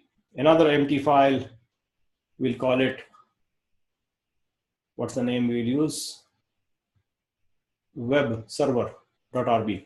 So another empty file I'm going to save like this, .rb, in the roles folder. So like next to the base RB, I have a web server.rb, and I'm going to save it. And then another empty file for another role that I have in mind, which is a DB master role, database master. So that name I'm saving in this empty file will get saved as the dbmaster.rb in the roles folder. So we'll have 3 empty files right now. We will fill them momentarily. So these 3 files are in the roles folder: web server, dbmaster, and base RB. 3 Ruby files currently empty. We grab them one at a time from here. And before we grab and paste, we'll understand what we are doing and then apply. First one is base role. Now this base role is a Ruby way of describing a role. So we are copying it right now, going over to the base role and saving it over and discussing what this means. So here what we'll do is just make it bigger and understand what this does. So this is the base role. As you can see, the name is base. The file name matches, base.rb. It is sitting in the roles folder. In line number 2, there is a description. Description is English language. It can be anything. It can be Hindi language or whatever language you like. It doesn't matter. You can put whatever in there, and it doesn't even matter. It's irrelevant. It's English. It's human. So it's for people to read, not for machines. But it's a good idea to write a commonly understood human language so that everybody understands. And that's why I'm leaving it like this. Run list. This is the list of things that I want every box to have. And I'm saying I would like every box to have the apt cache up to date. That's why line number 5. This is like doing sudo apt-get update or yum update. So basically updating the app cache, application cache. Next, every box I need to have Git installed. That's a basic requirement. I need that Git everywhere. I also need build essential, which is a package which includes all the things that you need to build a package. These are the essentials needed to run a compiler. And that's why I need that thing to be available to every box that I will ever have in my cloud or all the clouds. So I'm including this as the base role as one of the items. I also need sudo privileges. So I'm adding the sudo cookbook. I also need to have a user created for system administration, for which I am using the user's cookbook and adding that there, which is in line number 9.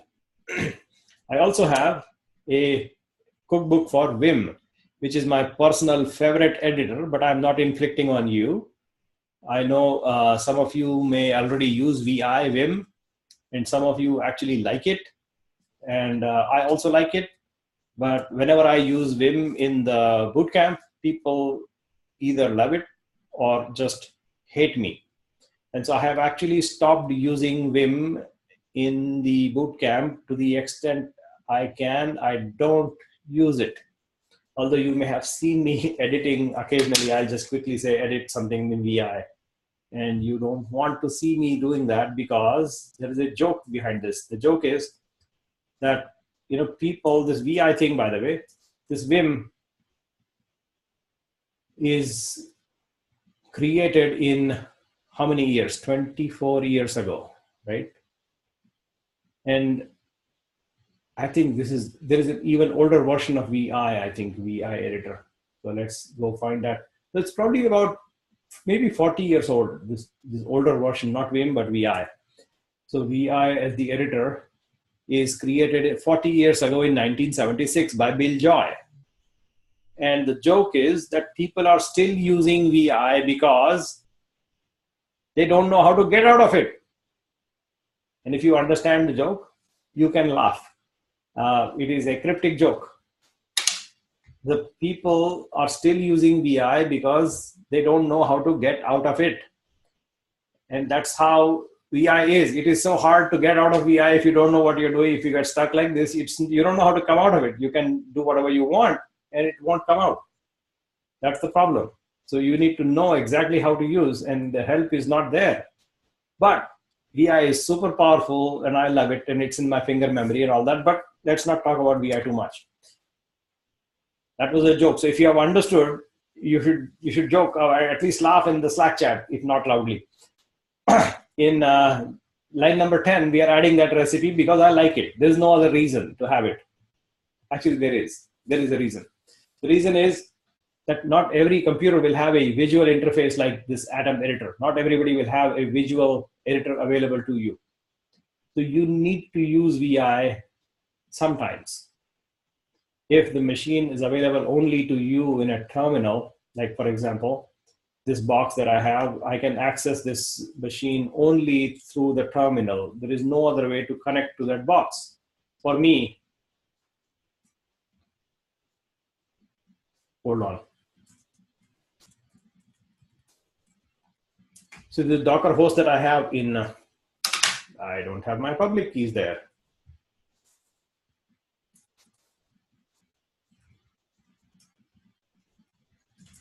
So this Docker host that I have, the only way I can actually reach the Cloud Genius site is through terminal, and then I cannot run Atom. So if I want to edit a file there, the only way I can do is VI.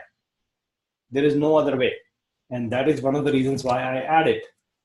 By the way, these days, there is also another editor called Nano, which works in the terminal. So that is a savior. But you need to either know VI or Nano, at least. That is a requirement. You need to have that ability to modify files on a remote session. And these tools are pretty darn good.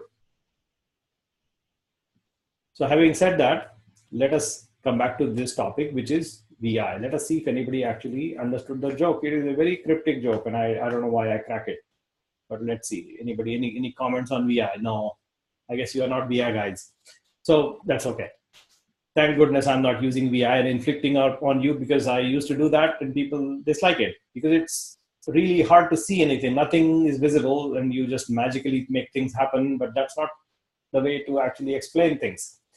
So that was about this Vim package, which installs Vim package on the machines. And I wanted it for every box. So that's it. That's why it's in my base role. There are some override attributes that I'm adding here, and those are to make these two users super user capable. So meaning this user called Ubuntu and this user called Vagrant, I would like these users to become super user capable and go passwordless sudo.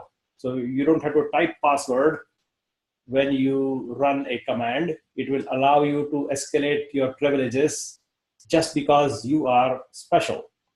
And these two guys, I want to make them have special authorization for super user access to go passwordless. And that's the override I'm creating here, just for these two users on all my boxes.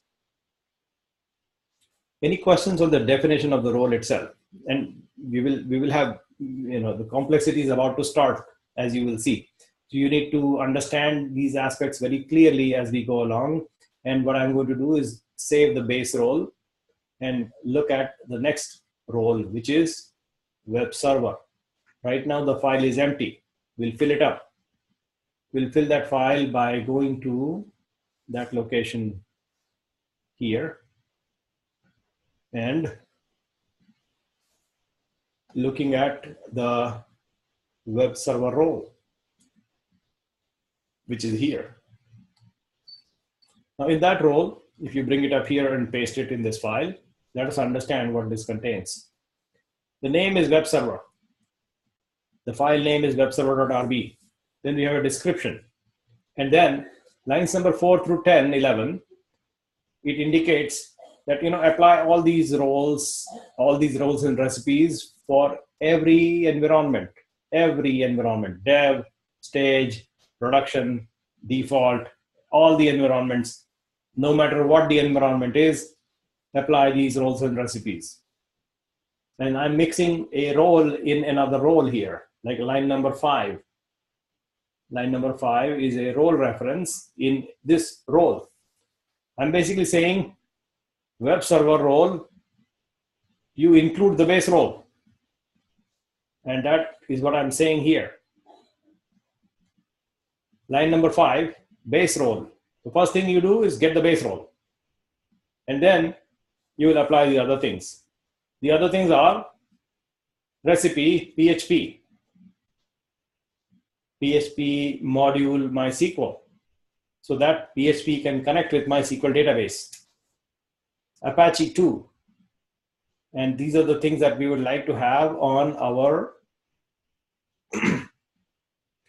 our web server role. Will need to have these things. Basically, we are saying in our web server, we will have PHP and Apache. In our database role, we will have database and PHP, by the way, if you need to access it through PHP. So we'll have database role separate in a separate role file. But in this context, we are discussing the web server role. We will have the base role included already. We are adding PHP and one module for dealing with MySQL. We are adding Apache and dealing with Apache mod PHP 5, which, by the way, is a requirement, as you remember. And another module for mod rewrite. These modules are the requirements for WordPress, as we have seen in the website, for WordPress.org dependencies. So that's what we are including in terms of the specific recipes that we want to call out, and also applying the base role to begin with. And this happens in all the environments. And then I'm calling out a run list saying all A and B, meaning basically this is the run list. So basically all the environments will get this run list that I'm defining here in this variable. That's the all env variable. All env equals this thing. That's what goes in the run list. And then in certain situations, I would like my run list to include some deviations, such as here is a deviation I occasionally like to have when I'm debugging PHP. I would like to have this PHP debug module included in all the machines that are in the development environment. And I can call it out by a separate explicit name. When I am in the development boxes, I would like the debug module included. On other boxes, in the other environments for staging and production, I don't need this item, the debugging module for PHP. It is only for development machines that I would like to have that. And that is why that line allows me to craft a different behavior for my development boxes than my other boxes in the staging or production area, right? We have some noise here. Let's see if we can mute. Hold on.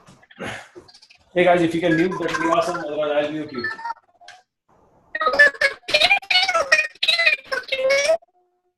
Let me mute.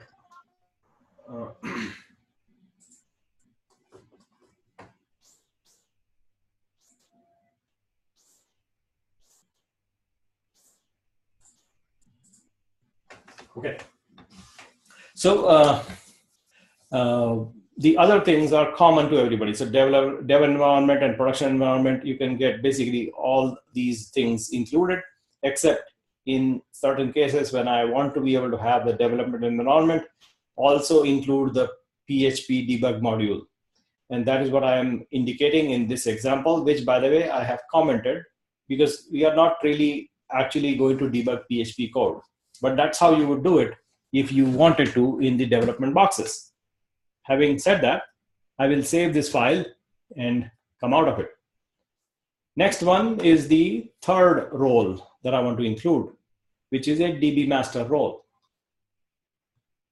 And in that role, what I would like to be able to do is grab this, understand what we have, read it in the DB master role, which this file is currently empty. I will fill it up.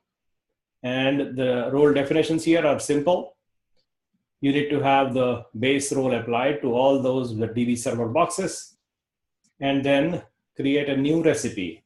And this is where you will find a new unknown item that I am including that I haven't even talked about yet.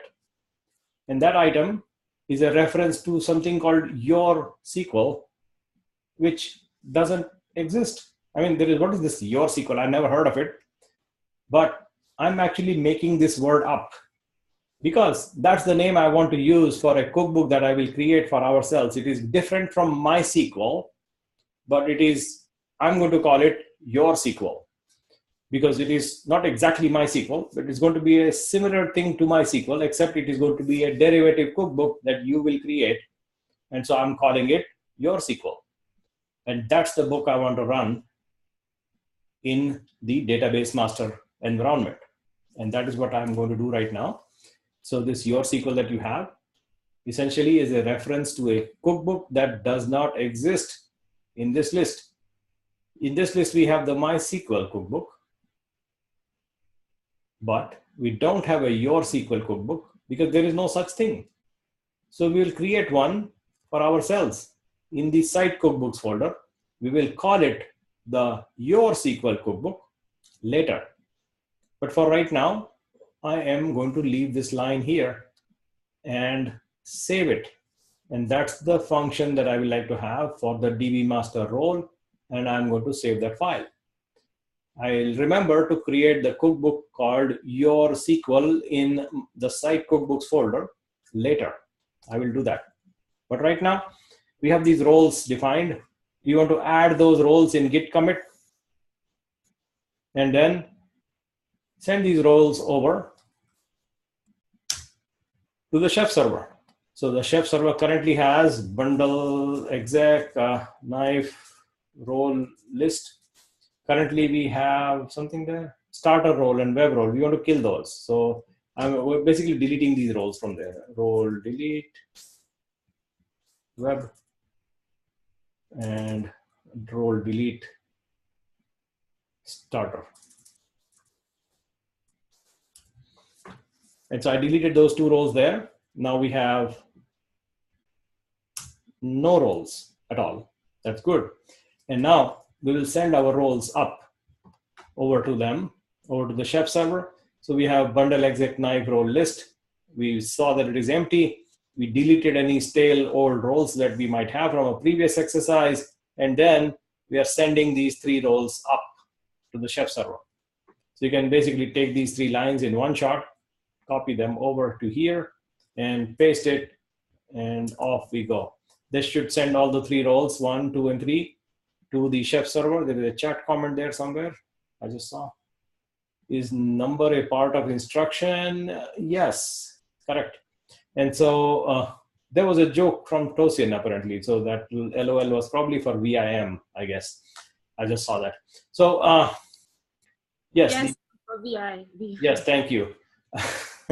So this hash is deliberately kept there because it is, what people tend to do, I have seen over the years, is that people will copy the whole thing like this and try to run it. And if you do that, that is okay, because this line in red color is not really a command. It is a comment. It is for people to understand that this is an English language knife role delete role name. So you delete that role name, remove it by hand, and put the name of the role that you want to delete. So it's basically a comment, but I put a hash here because I don't really want to run this role name role. There is no role there is no role called role name. Even if you now take the whole thing, copy the whole thing and bring it here and then run it, it does not hurt. See, it does nothing there. This command was a hash, so it was commented out, and it did no harm. It did nothing. It just did not do nothing. And that's the idea. And that's what people do occasionally. You will find that people will, blindly, literally, I've seen people do blind copy and paste without thinking. And that is the reason why I have that hashtag there. Because just people blindly copy and paste, and I just tell them, there's no point. Don't do blind copy and paste. This is not a copy and paste exercise. You have to actually think. And that's the reason why we have that hash there. Because people will copy and paste and struggle. Because role name not found was the error. And so I put a hash there to avoid the error, which is likely happen when people will just blindly copy and paste. Oh, I don't have a role name role. Of course you don't have a role name role because it doesn't exist. That's the reason. So that's the answer to your question about hash. Let's see if there are any questions. Hash is not a part of instruction. So no, hashtag is a comment.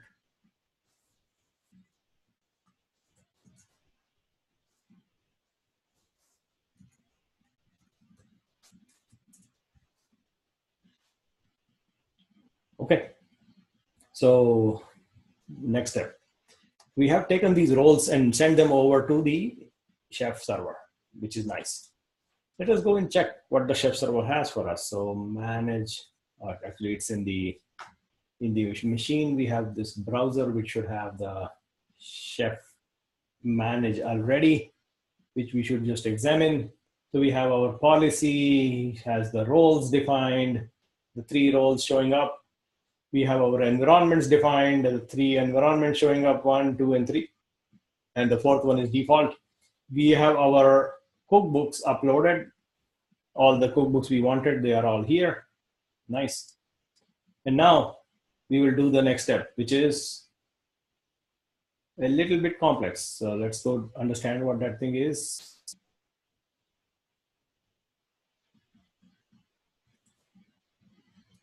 Let me close out certain unnecessary things here. Yeah. Now we were dealing with a little bit complex step. And that step is to set up a sysadmin user on all the boxes I want to have in my cloud. Like all the boxes will have a sysadmin user. And I will use the user's cookbook, sysadmin recipe, that I have included in my base role, by the way, if you remember, to set that up. So for that, we need a public-private key pair, which we have already, by the way. So we want to copy the public key there. That's what I'm doing next. So copying the public key like this, we'll grab the public key from our location. And this public key, you should copy very carefully. I'll do it one more time, by the way. Hold on. I want to call it out very, very clearly so that you understand what I'm doing. What I intend to do is run that step and watch this. This portion is a comment. It is not a part of the key technically. The key is up to here, all the way up to SSH RSA. So that's the portion you want to copy. You do not want this portion. No, I do not want that. Do not. Only want this portion available.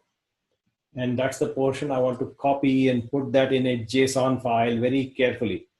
It is a very long line, as you will know. So I want to copy that very carefully and put that in a JSON structure. Next step, that's the next step.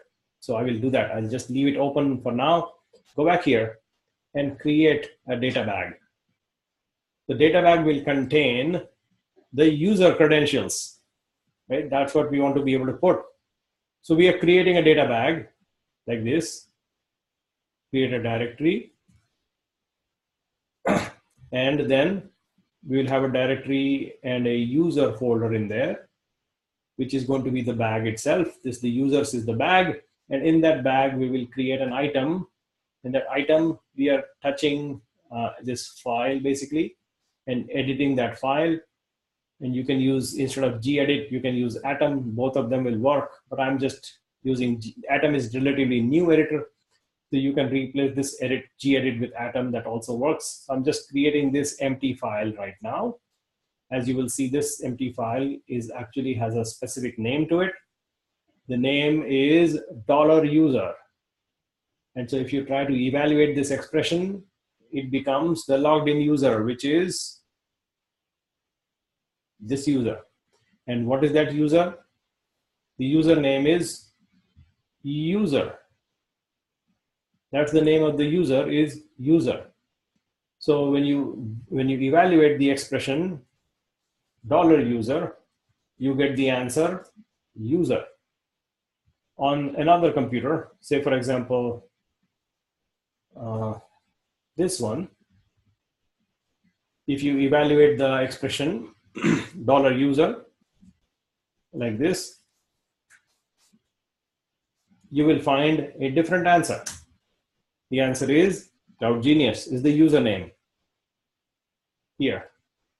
Whereas in the virtual machine, the answer was user. So this is actually a way of creating a file name that matches the user's username.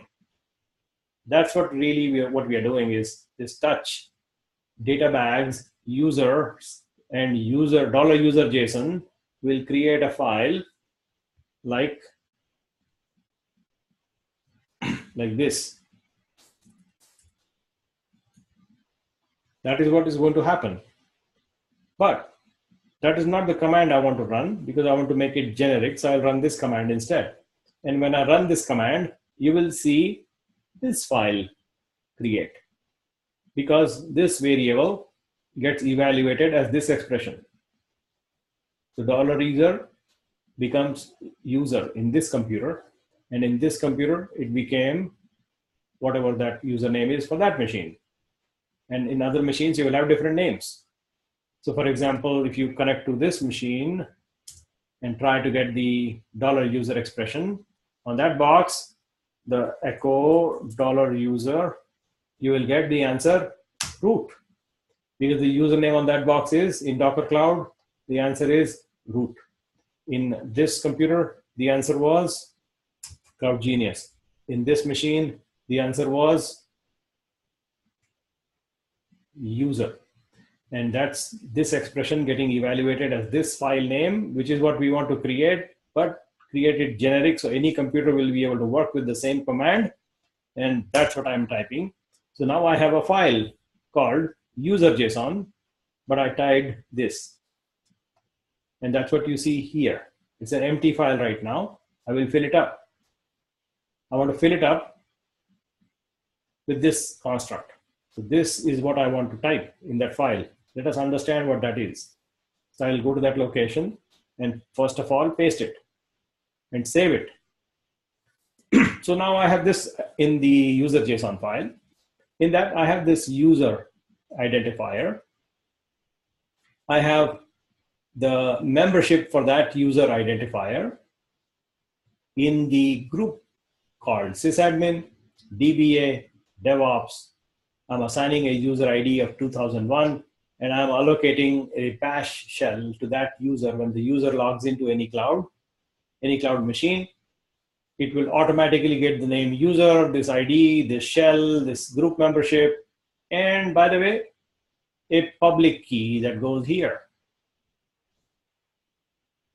That public key needs to be in that JSON exactly.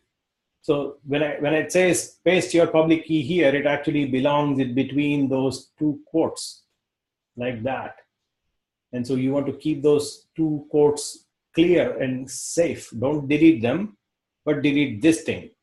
Make room for it. Make room for this public key that you have from here. That will depend on your machine. You will have a different key, but this is just my key. I'm going to copy it. It's a very long line. And I know it is a very long line, so I'll paste it carefully in this location in between the two quotes and Control V to paste. And now I will see that I have a quote at the very end and a comma and then a next line. That's what I have. And that is exactly how it should show. And if you make a mistake by any chance anywhere else and try to save it, Atom will complain, and it will show you some wrong error colors, such as if I have the quote missing, for example, and if I try to save it, and the comma missing, for example, Atom will actually complain that your JSON syntax is not valid. There we go. It shows in red color. So you want to actually go at the very end and make sure that it has the quote and a comma at the end. Most people miss this.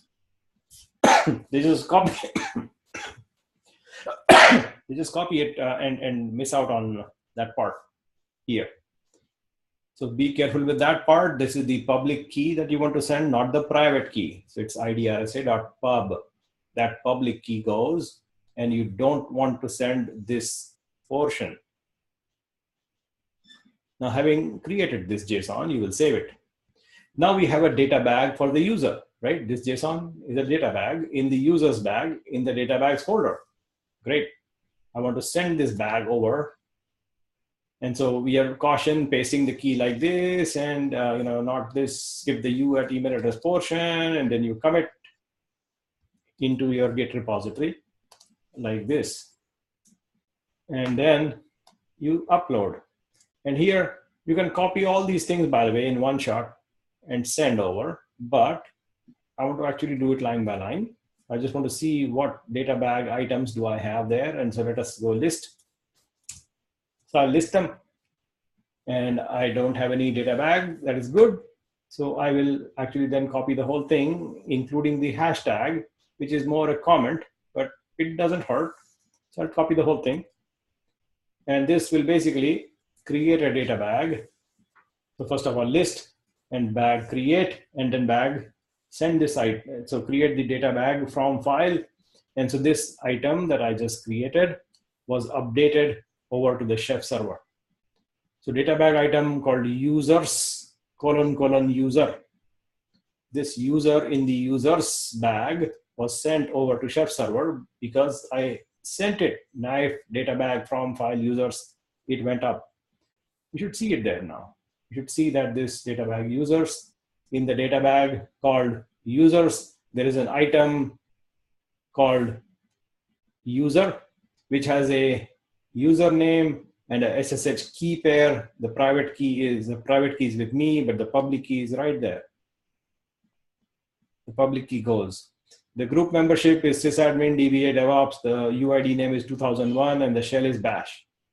We just have defined that environment for the user when that user logs into the cloud machines.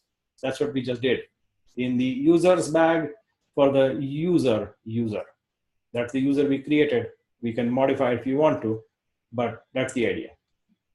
So we now have a user item in the users bag uploaded to the Chef server. So this is the users bag, and this is the user item.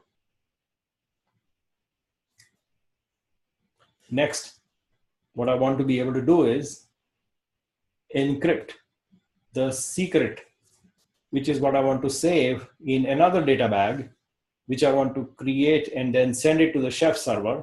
And that will contain my database passwords, which is, I want to really, really keep them safe and secure, because the Chef server doesn't belong to me. Somebody else owns it, controls it, and it controls basically my entire cloud infrastructure for all the databases, which is critical. So I want to make sure that I encrypt the passwords to my databases before I send them out to anybody, which means I need an encryption key. So here is how you generate an encryption key, as you know already, right? So we generate an encryption key and then dump it in the right location. So we'll go there in the terminal. And then first of all, check we have an encryption key. We don't. In the .chef folder, we don't have anything. We'll just create one like this and save it there. And by the way, modify, make it 400. So read-write permissions are limited only to you. Only you can read. Nobody can even touch it. 400. This file is saved in the .chef folder. It is created using this random OpenSSL random number generation method that you have done it before. And I have this encrypted data bag secret saved in the .chef folder with read-only permission just for me. And that's the secret stored, which I don't want to show you, but it's okay to show you. So I'll show it. You actually don't show it to anybody. So that's the secret. Now, you want to tell your knife configuration, knife RB, that, hey, I have a secret there. And so you add this line to your knife RB. You might already have that line in there, by the way. So just check your knife RB and uncomment. So at the very bottom, there is a line like that, like this. Just uncomment it and off we go. So that line will automatically enable your chef configuration to understand that you have a encryption data bag secret in that location. And so use it, please. That's the idea behind this. And you uncomment it at this stage. If you uncomment it before you have the secret created, your knife will fail. Knife command will fail because it will try to find the encryption secret and cannot find and fail. So don't uncomment this before, but only after you have created the secret. Don't uncomment it before. Uncomment this only after you have the secret created, which we now have. So we can uncomment this line, and this line will basically tell my secret file is that file. So go and use it. It will use it. So we'll close. And now proceed to the next step. In our next step, we want to actually create a encrypted data bag. And you know how to do it. You can create it like this: bundle exec knife data bag create secret file, blah, blah, blah, all that. So that command, let us understand it, is long, but here it is. And it says, use the encryption secret and create a data bag called secrets with an item called MySQL. And so when you create this bag, and remember, you're not doing solo, you're doing chef server, not solo. So the command doesn't have solo here. There is no knife solo, it is just knife. It is not knife solo data bag create, but knife data bag create. And what this does is actually creates a data bag item in the chef server, not in your computer, not in here. You will not see it. In this data bag that you have here, you will not have a secrets bag right away. You will have it only in the chef server, because this knife data bag create command actually creates in the remote computer, in the chef server computer. It will create that data bag, put this item in there for you in the remote machine. This is the command for it, which means you will not have it in a local computer at all, which means we need an editor where we can actually put the item.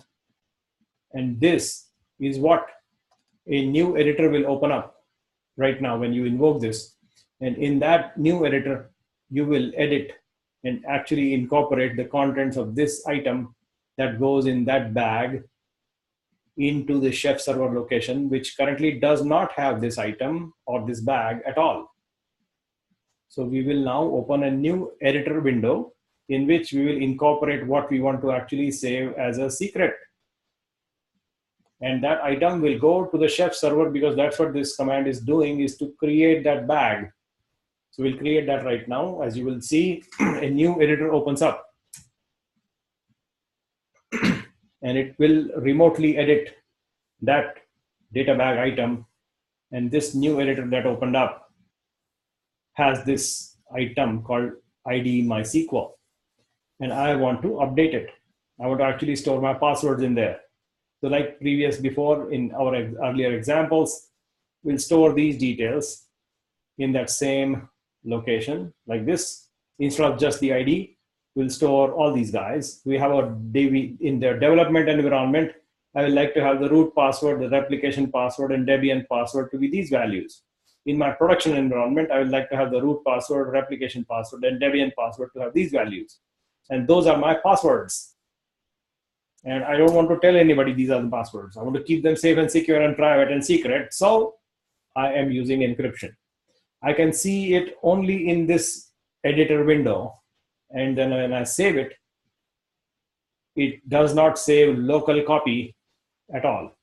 I'm going to close it out because I saved it. And when I close, you see that it says created data bag item called MySQL. And this is a warning that you have received, which you can, for now, ignore. It does not cause error. There is no error. It's just a warning. It is saying that something is deprecated. Auto inflation of JSON data is deprecated. Please pass in the class to inflate and use the edit hash at the end. So this is a change that is happening in Ruby in that JSON data inflation. And we want to understand that, but we don't want to be worried about it right now because this is just a warning. It is not an error. So we have a data bag item created. And that data bag item does not exist in our local computer. As you can see, we don't have it because it was created on a remote computer. Let's go and see where it is. So it's in here. In our data bags, if you go to the data bag section and refresh the browser, you should see a secrets bag, a new bag. In addition to the users bag we had before, we have a new bag called secrets. And in that secrets bag, we have a new item called MySQL. And in the MySQL bag, we have a new ID called MySQL. And in the development environment, we are going to use the passwords. Where is the password? And in the production environment, we are going to use the password. They are all encrypted. Chef server does not know what passwords you have actually used. It has no idea.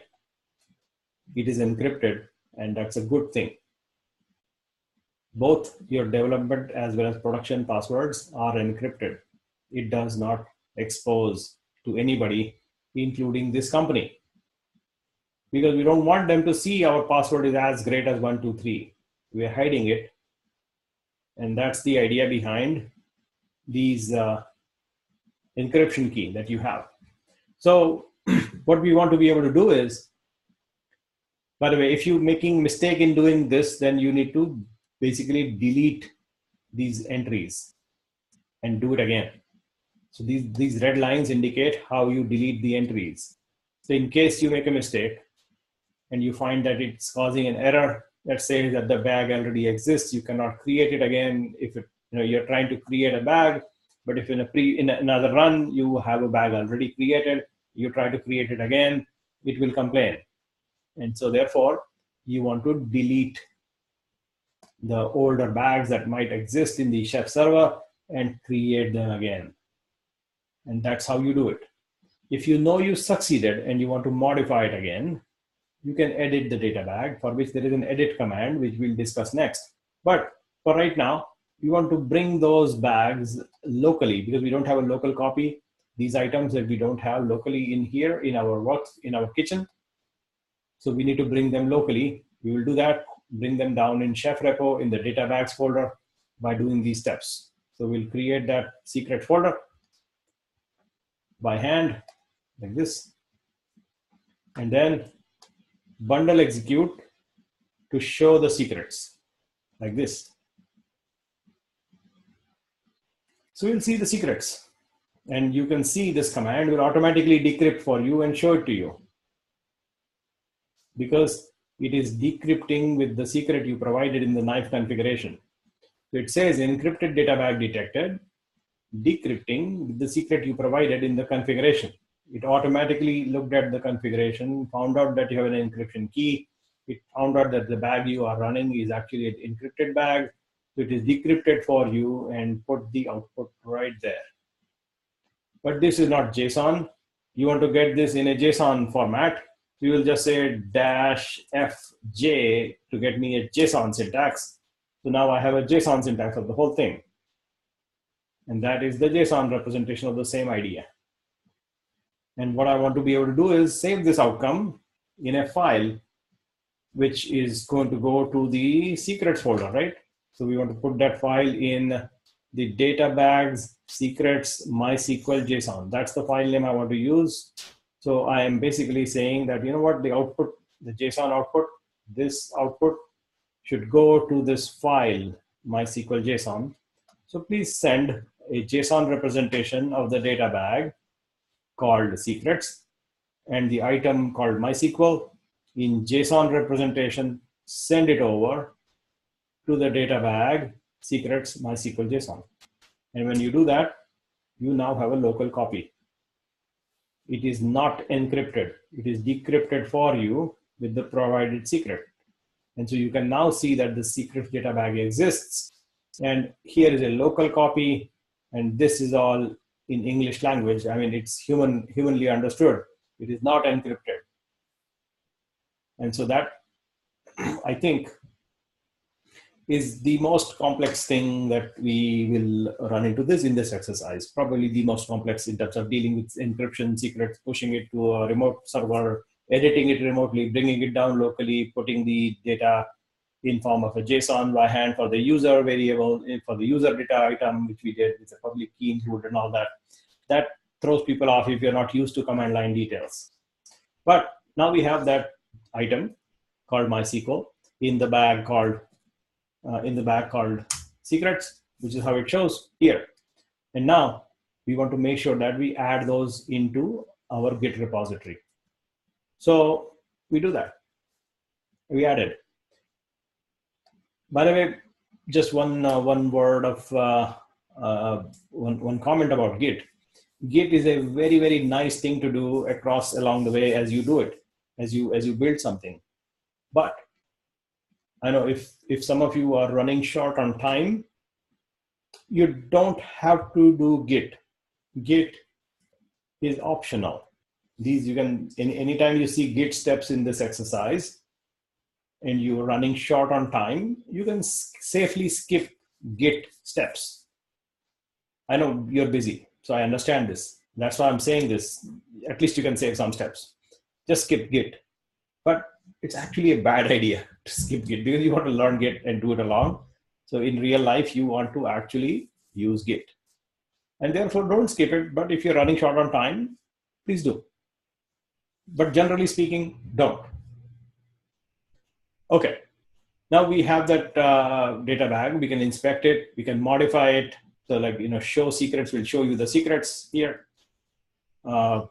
This secrets will show you from the remote server. If you want to edit it, you can basically do the same command. Instead of show, you make it edit, and it will let you edit the secrets. It will detect that it's an encrypted data bag, automatically decrypt, put it in the editor here. You can modify it if you like. You may change something and then save it. And then it goes, the updated changes will go back to the location. And here we did not change anything. So it is basically encrypting the data before it sends to the Chef server using the provided secret, as opposed to decrypting with the provided secret. Here it is encrypting it before it is sent up. That's what you're looking at. The item is now up to date with the Chef server. And now let's proceed to the next step.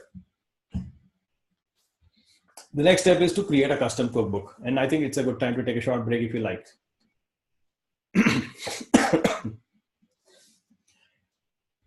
So let me take a break. And I'll take a short break. Right now it is 7:20. So 7:20. We'll continue at 7:25 p.m. Pacific time. And our East Coast folks are away from us today. But I'm just writing it here.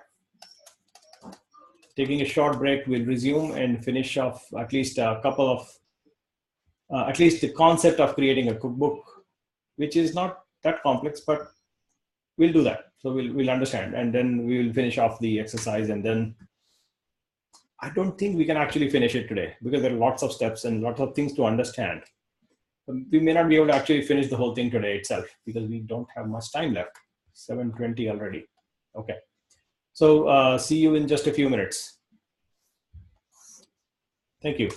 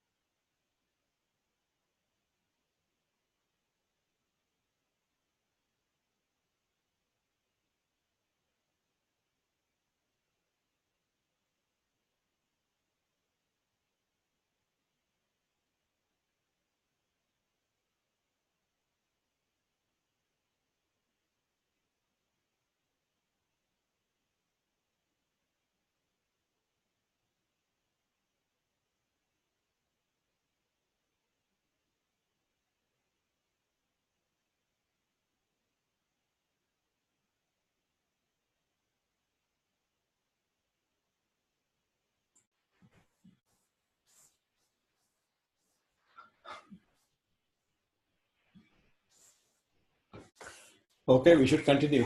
I hope you're back. I think you're back.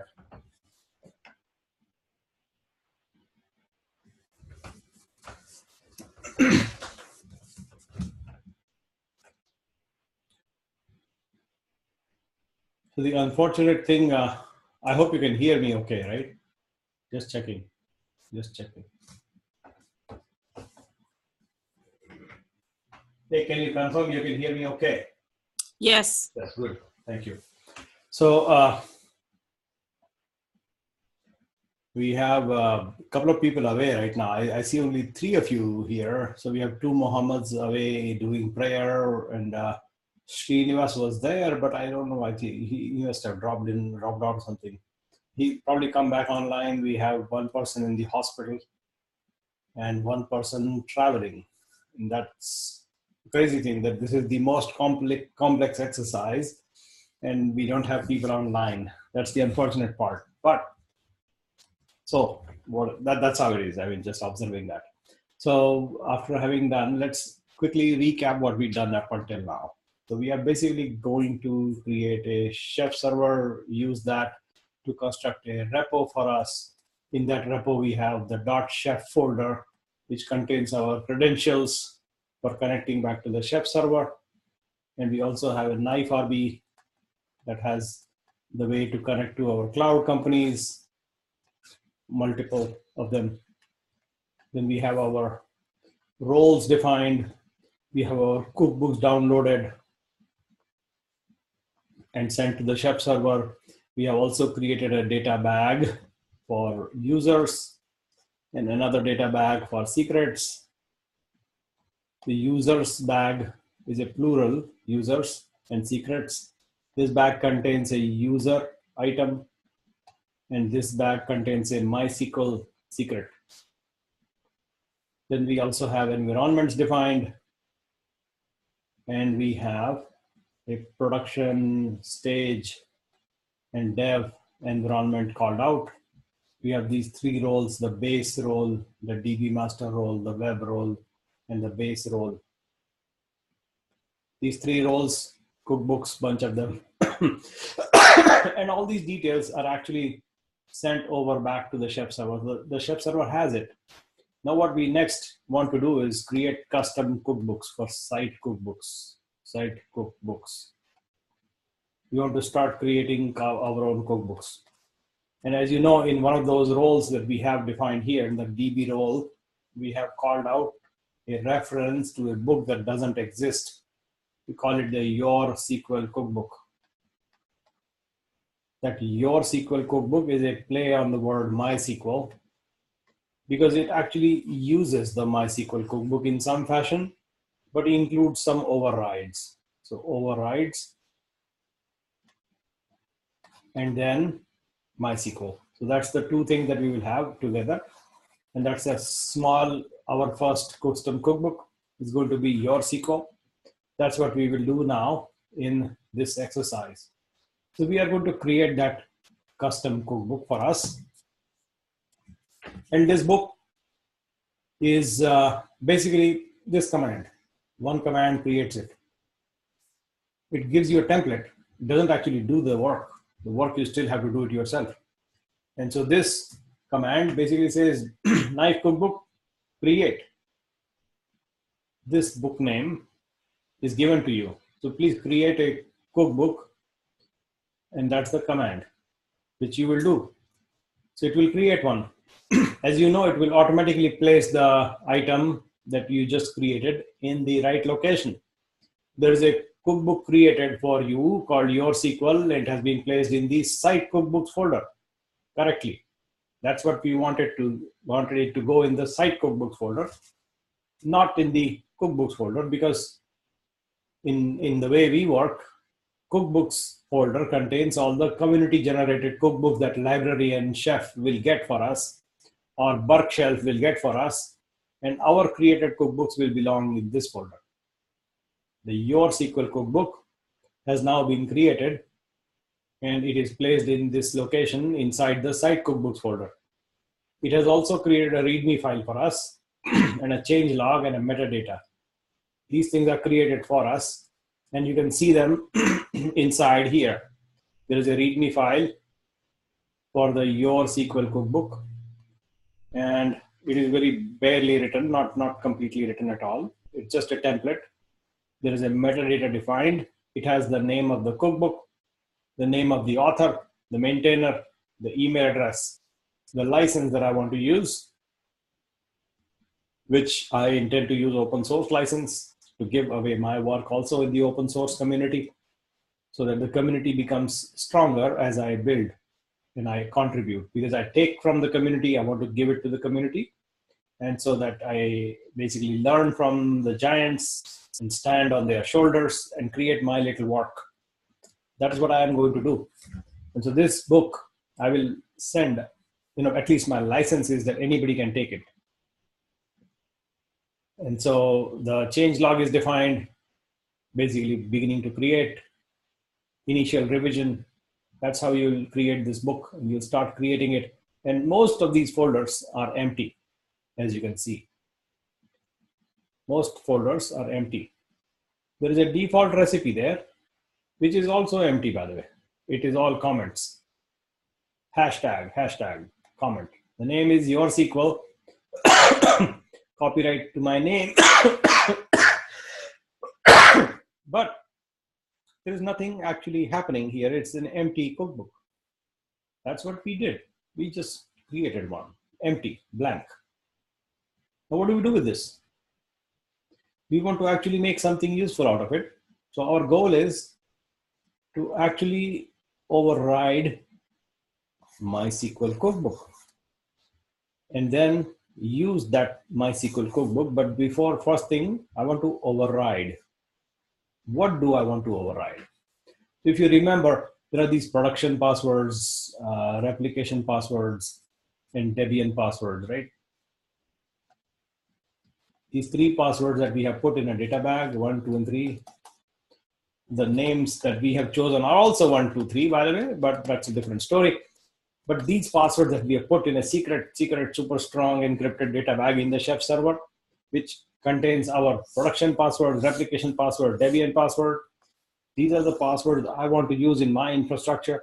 But if you look at the cookbook itself, the actual cookbook for MySQL cookbook, you will remember that the cookbook here, if you go to the version we are intending to use, is a little bit older, which is 563, I think. So that version, and that version uses a attribute selection with default attributes being these names. So the names are, I like random passwords, nil and nil. That's the value defined for MySQL server, root password, Debian password, replication password. These are the default values that the cookbook authors have chosen, but that is not what I want, because I want to override.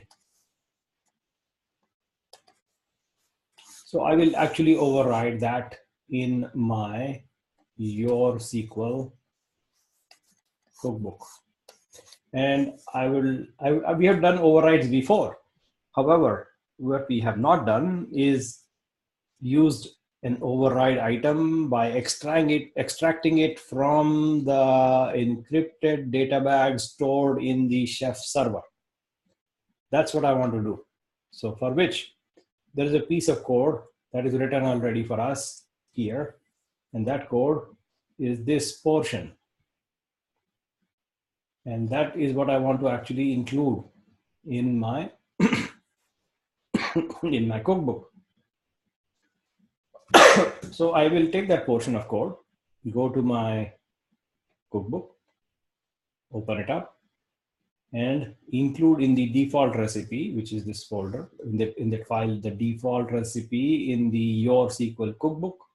So Your SQL recipes and default, that's this file, the default recipe. In that file, I want to actually place the content that I have from here. So I will have the cookbook name and some customization to it that I will talk about it right here. Now what did I just do is I have a little bit of custom code written right here. Let us understand what we are trying to accomplish.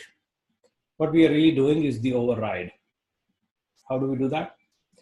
We are basically customizing to get the passwords from the encrypted data bag and then loading it in a variable like this. So chef : encrypted data bag item dot load the MySQL item from the secrets data bag from the chef server and assign it to the secrets variable. And then I have the values of the data bag in that secrets JSON. I will use that reference in the next line. If the secrets are not null and if MySQL underscore passwords equals secret node chef environment, basically I'm making an assignment. And when I assign it to this variable, the values of secrets from the chef environment, and I'm basically setting a override attribute here, node.set MySQL server root passwords equals what value you obtain from the chef server. Similarly, for the server Debian password, the value you obtain from the chef server.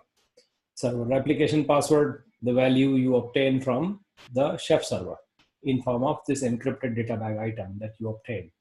And once you have set these attributes as an override, all you need to now do is just call the plain old MySQL server recipe. That's it. So you basically set the attributes you like and then hand off control to the regular cookbook called MySQL and let the server recipe in the MySQL cookbook take control afterwards. But for right now, I just have set these overrides and they will go to the chef server, grab the appropriate items, place them, and then invoke regular MySQL cookbook, which is here in the MySQL folder, where you can see that the value is available. So that's the attribute you see here. That is what we want to override these guys. And we will change them through code, but those will be overridden through this customization. And then just call MySQL cookbook and everything will be appropriately taken care of. And your passwords will be used from the data bag that you have saved safely in the chef encrypted data bag item, which is decrypted for you here. It is actually encrypted in the chef server, decrypted locally. So now we have a new cookbook that we have kept. We created it, we modified it, and we have it now in our site cookbooks folder. That means we need to send this cookbook up to the chef server right now. So if you go to the chef server and identify the role that we have for the database master, you will find it is showing you a red sign. It says this item called your SQL. I don't understand. What do you mean by your SQL? Cookbook not found. Upload or remove from run list. What do you mean by this your SQL? I don't understand it. That's what it's complaining about, this red sign there. And that complaint basically comes from the fact that your SQL cookbook does not exist in the chef server. Chef server has no idea what is your SQL. It knows what MySQL is, but the data bag item, sorry, the role for the master is complaining. I don't know what your SQL is. What is this thing? I don't understand. So we will fix that by uploading our customized cookbook and sending it over to the chef server. The moment you send it, this complaint will go away. And that is the next step.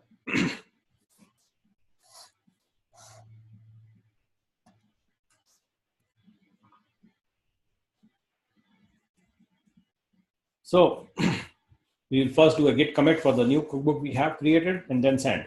So git commit and then send. So upload.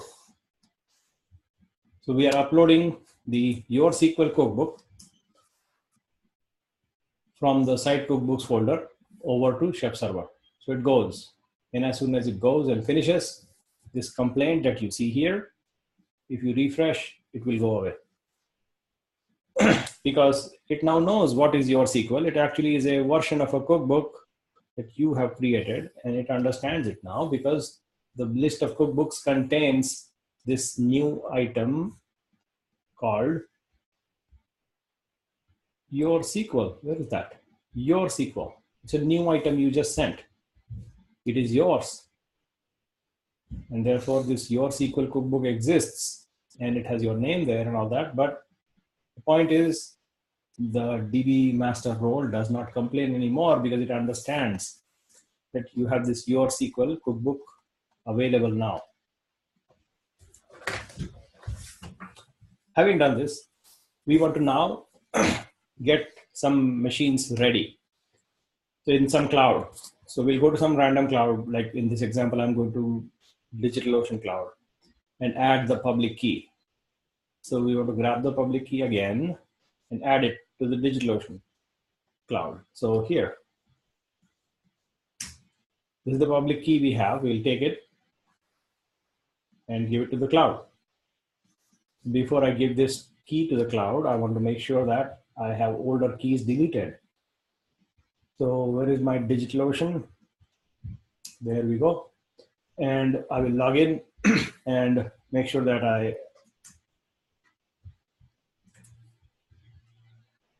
go to the security settings in this area, in the settings and security, and delete any old keys I have. So security, and delete the keys from a previous run. So delete, gone. Now I don't have the ID RSA key. I will add this fresh key that I have created and call it ID_RSA and add the key. Now I have added the key, which is nice. I can use it now. That's the step for providing your key, which we did. And now another critical step, which is not documented anywhere on the internet, at least as I know. And that step is coming up.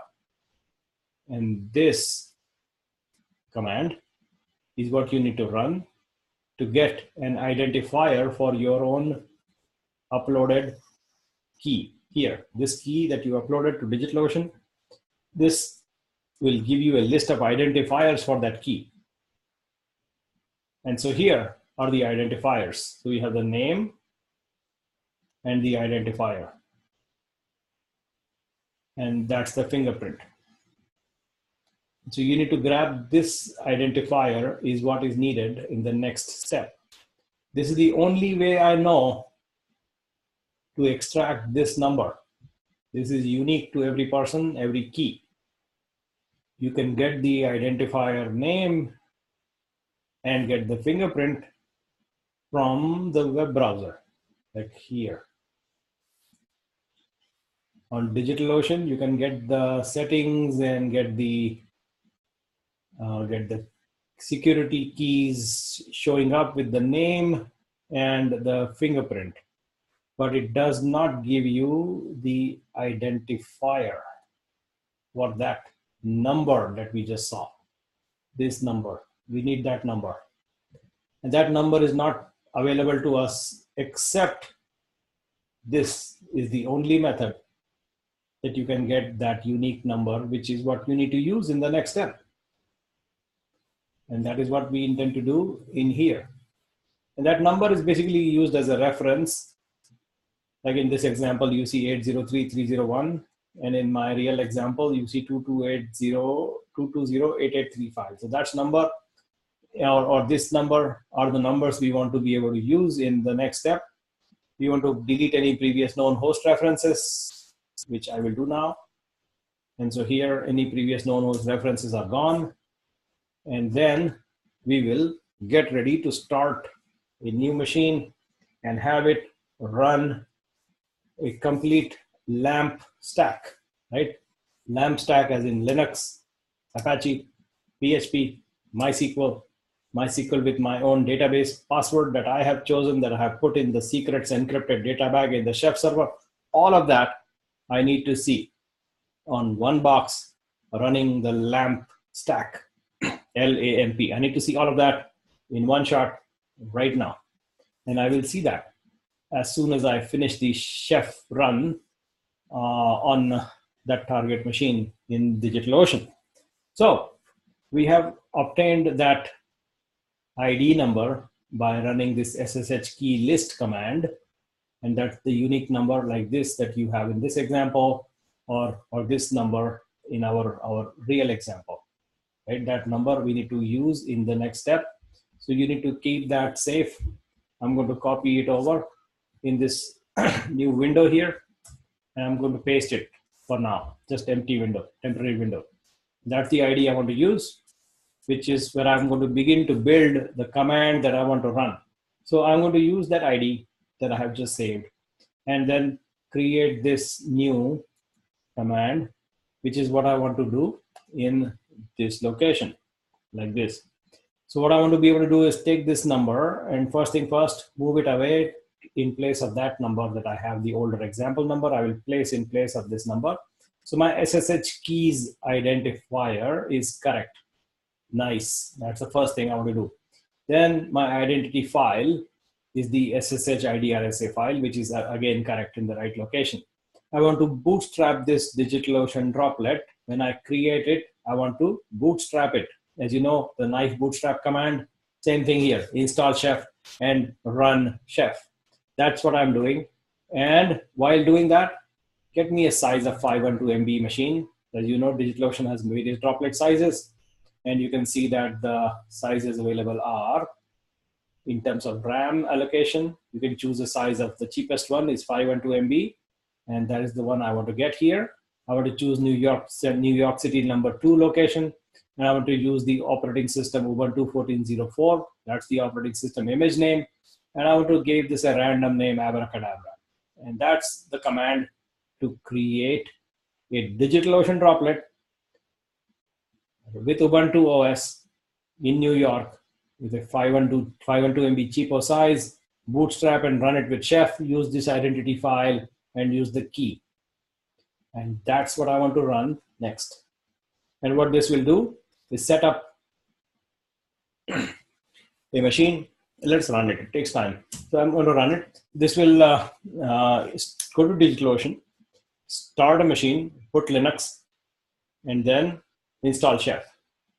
Right now, it is waiting for IP address, and it has obtained the IP address. So it is now waiting for your SSH access on the target box. So let us go see what the box is doing there.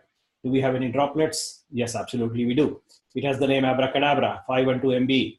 It has the IP address that we know. It is in New York Central number 2. And it says, here's the IP address, so go change the world. And we will change the world momentarily.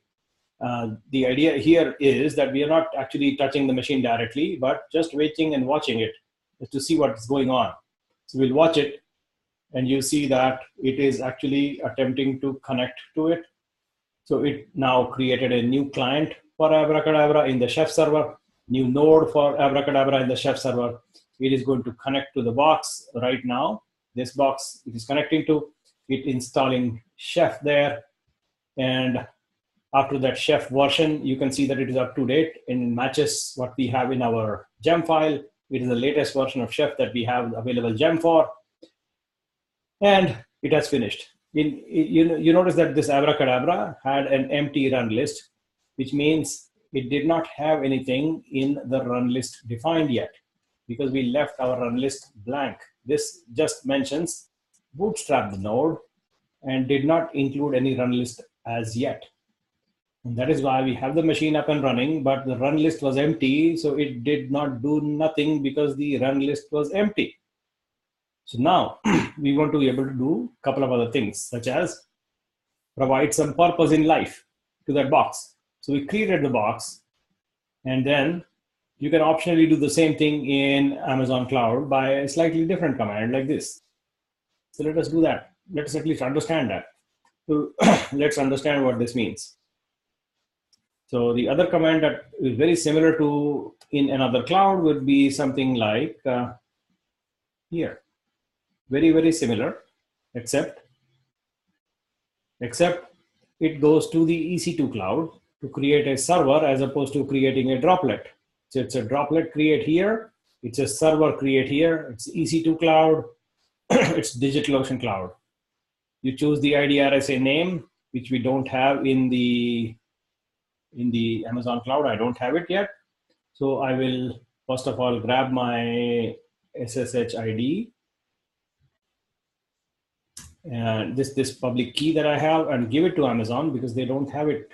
So I'm going to go to Amazon and basically repeat the same exercise if I want to in the Amazon cloud because it's neutral to the cloud. It doesn't matter which cloud practically. You just need to worry about which gems that you will include and manage that particular cloud accordingly. And here we have no running instances in California, but I want to actually go to Oregon area and run it there instead. So I'm going to Oregon and see that we have no running instances there. And so here we have a key pair selected. I have this IDRSA key that I want to actually delete because that's the wrong key. And I will import a key pair. I'll call it ID_RSA and paste the content and then import. And this is the new key that I now have in the Oregon region, which is the region I want to work with. And that's the fingerprint for the key. The name is IDRSA. Well, the key fingerprint is taken care of. What I want to do next is run this command, which I can now comfortably do because I can just invoke this command. But before I do that, I want to actually worry about my Amazon security groups, which I need to do also. As you remember, security groups in Amazon, you have to go look at the default VPC security group, which is this one, which I tend to typically ignore. But in this command, I will not ignore.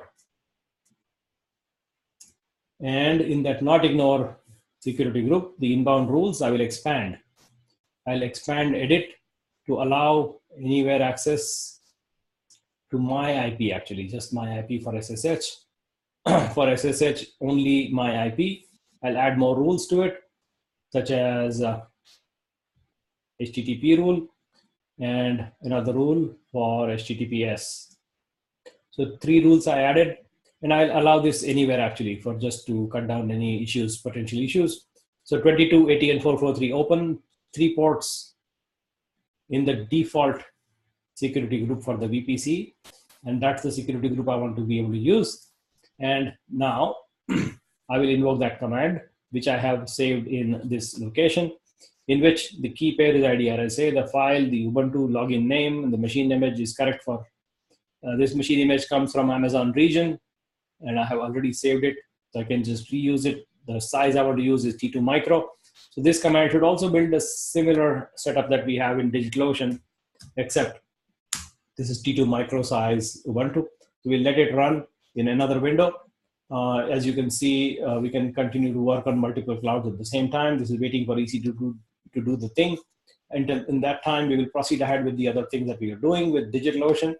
And you can proceed that in the other direction and work with DigitalOcean while Amazon is being set up. And you will see in the next example that I would like to actually, waiting for it. I think this is slow a little bit. Yeah. So here, what I'm doing is specifying roles for the machine you just created. So I'm adding these roles, adding purpose in life like this.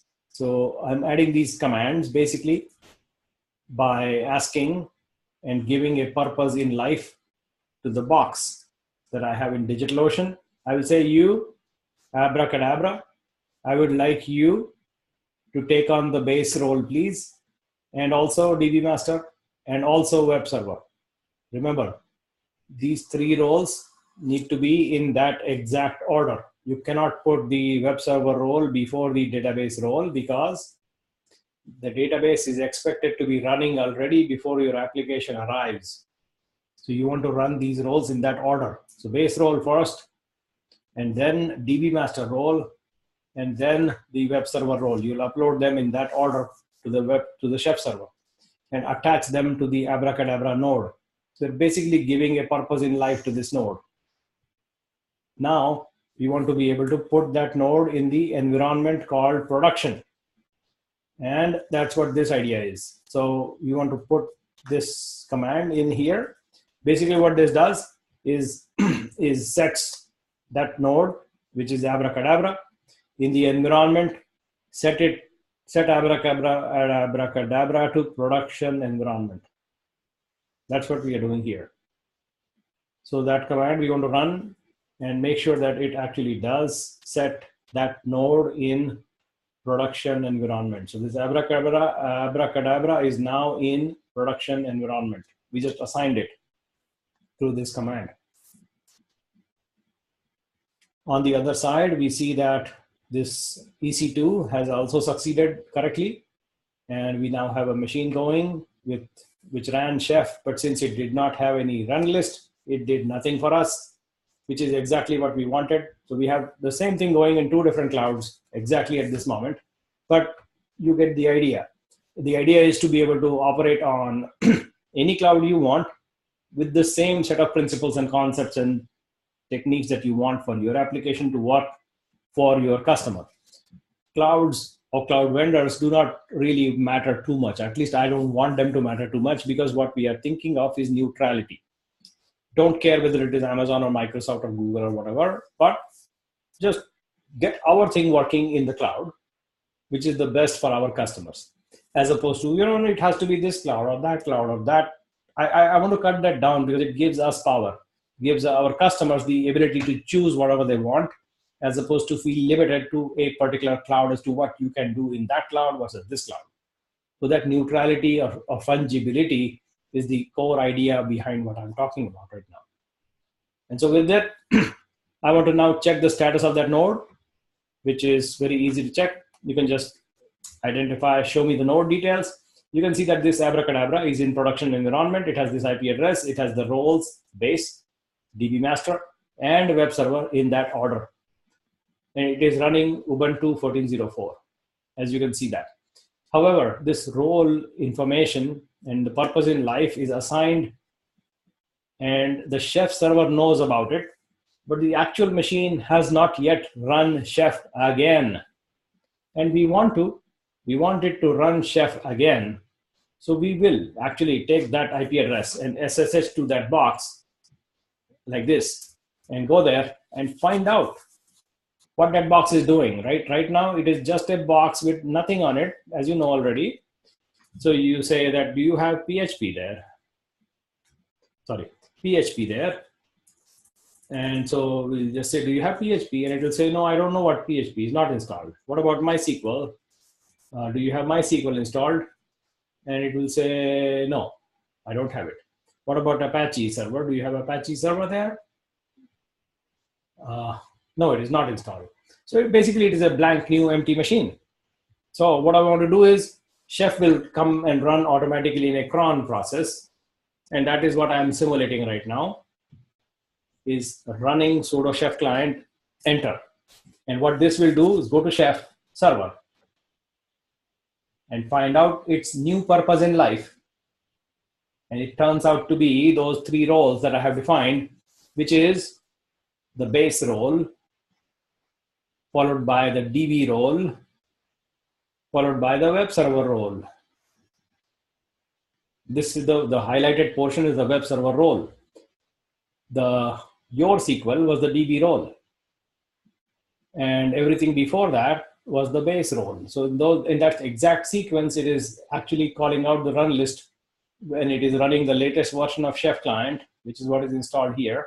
It is connecting to the Chef server and running these things for us exactly how we wanted.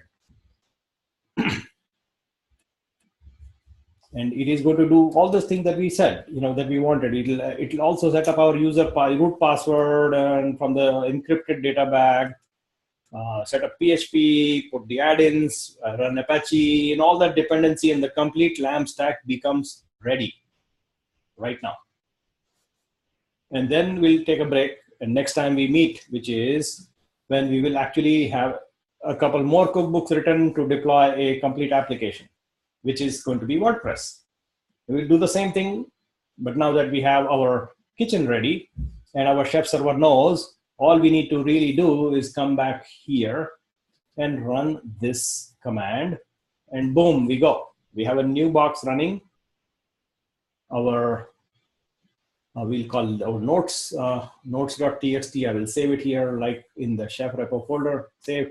So we'll just refer to our notes, how we did the whole exercise. We'll just repeat that step, and we'll have another box running LambStack and another box running LambStack. No big deal. It's very quick, very easy, because we know how to do it in one shot. We are actually doing it right now, and it is happening as we speak. While it is happening, you will also see that up ahead, it will probably show you where it is setting up the root password for you by grabbing it from the what is it called? Data bag, encrypted data bag. Yeah, so it did. So it is grabbing that password 123 from the encrypted data bag, and it is setting that for us. So it is creating replication slave by this password and all that. So that is happening already. As you can see, it actually took those script privileges, those credentials it obtained from the remote chef server by itself, and use that in this run that is happening. Now it is actually installing your PHP, Apache, and it finished the whole thing. So now you have the Apache service loaded and all that. So let us now check. In the same box, do we have PHP? Yes, we do. What about MySQL? Yes, we do. What about Apache? Yes, we do. Apache is actually there and actually is running. You can see it is running by saying ps-ef5 grep Apache, and it is running. Lots of processes running at this moment. And what I want to be able to do is come out and kill these boxes. So literally, I want to kill them right now, because we will recreate them the next time. But it is very easy now, because now that we have a complete kitchen ready for us. So we'll just, first thing first, make sure to in this folder, we have 2 boxes running right now. So first thing first, I'll say git status and see what we have. In our git status, we have this knife RB modified. We have environments modified. So we need to make sure that these items are included in the tracking for Git, and then we can delete those 2 boxes we have running. So if you look at our deployment right now, we have this instance ID running there in Amazon. You can see that. Sorry, let me grab that again. So this instance ID that we have in Amazon is running this ID number. Let me copy the ID number there. And we can actually show knife node list. It will show you all the nodes running right now. We have this ID number. We have abracadabra, like that. Similarly, we can go and bundle exec knife node delete, and that ID, it deletes that machine completely.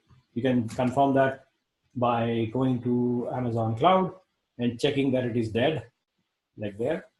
So this machine should be dying right now, and it is still running. Did it not die or something? Is the number correct for CC4C? Let's compare that. CC4C node deleted. Okay, so this is a way to delete the node entry in the chef server. Similarly, we have to delete the client entry in the chef server, and then delete the actual box. The actual box deletion happens bundle exec knife EC2. You have to go to EC2 and delete the server, delete this one, and say yes to it. And so now it will go and delete that box like this. And now we have successfully deleted the Amazon things. We'll delete the DigitalOcean things also. Bundle exec knife delete node knife node delete.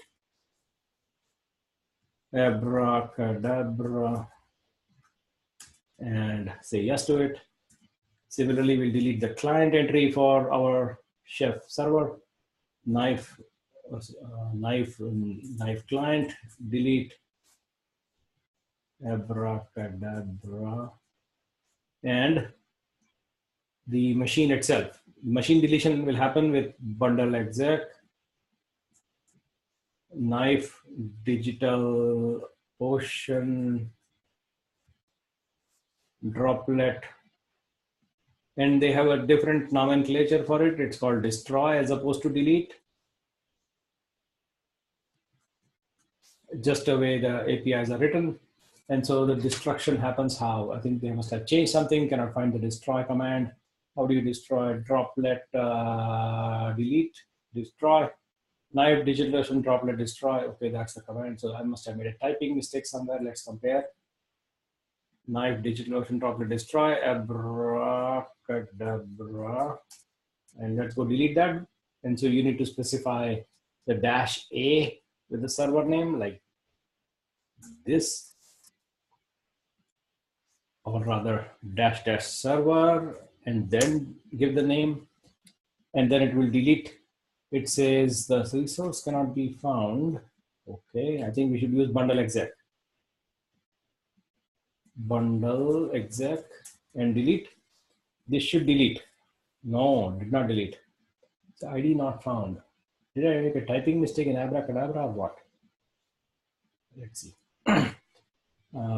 Bundle exec knife digital ocean droplet list. What do we have? The name. The name is abracadabra. That's the name I want to use. So I'm copying that name, and then droplet destroy -- server and the name. Please delete. Resource you were accessing could not be found. Interesting. So we'll do a sledgehammer approach and delete all. And delete all the machines. It should delete all the machines now. There's some problem with the nomenclature apparently. So this should delete all the machines, which is what is happening in a few seconds. It will destroy all the machines you have there. And warning, all the service will be lost unless you exit with Control-C right now. And so yeah, deleted the droplet. Apparently it requires not the name, but the ID number. In the -- server, you cannot use the name, it seems. You have to use the ID number in the command, it seems. That's what it looks like. But our servers are dead. We have deleted our servers from 2Clouds and deleted the client and node entries from our Chef server. So this should be clean now and ready for our next run. Next time we will run with a complete collection of cookbooks that will take you through actually deploying WordPress on the same platform which we now have built. And up until now, we have a method to deploy a LAMP stack. So right now we are in module number, what that module number is, test for success. I think that's what we just did. We just tested for success. Do we have Apache? Yes. Do we have PHP? Yes. Do we have MySQL? Yes. That's what we just did. Test and validate for success. And what I want to be able to do next. We did not validate this thing, right? MySQL command, we did not validate. I forgot that. But you should be able to validate the MySQL login with the root password that you specify. That should also work. No doubt about it. So next time when we meet, we will proceed forward from this point onwards. And until that time, please do this. I think you will either like it or hate me or on this particular exercise, because it is pretty intense.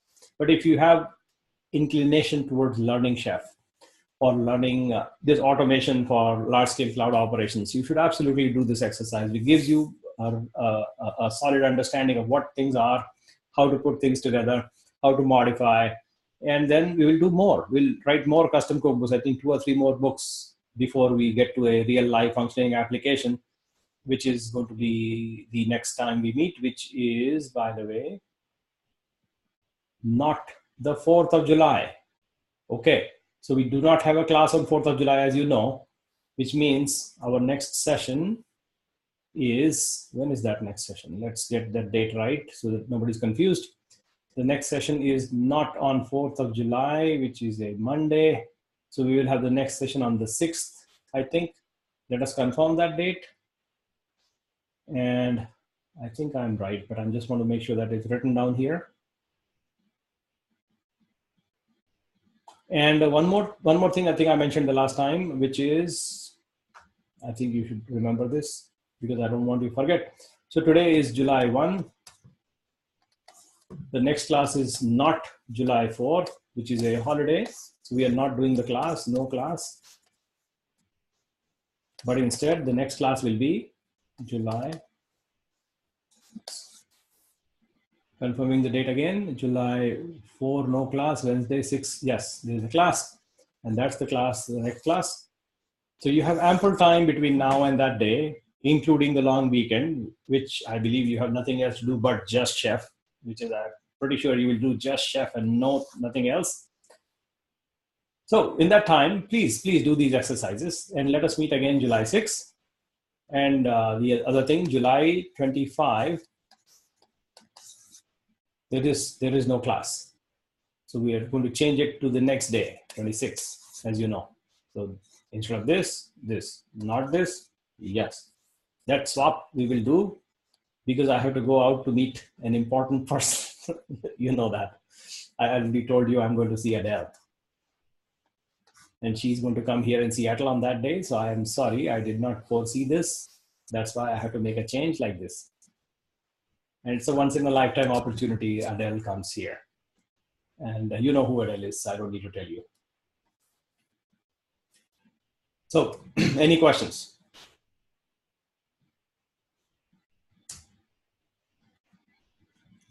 I guess not. I know this. I have a question. I Yes. know this was a pretty long exercise and it's pretty tedious. Yeah. But if other people are interested, would you be able to go through this again sometime? Oh, yes. You know, kind of like we did on Monday with Chef and with Git. Yeah, so yes, indeed. So let me stop recording here. Otherwise, the recording file really becomes way too long. So I'm stopping to record, and we will talk.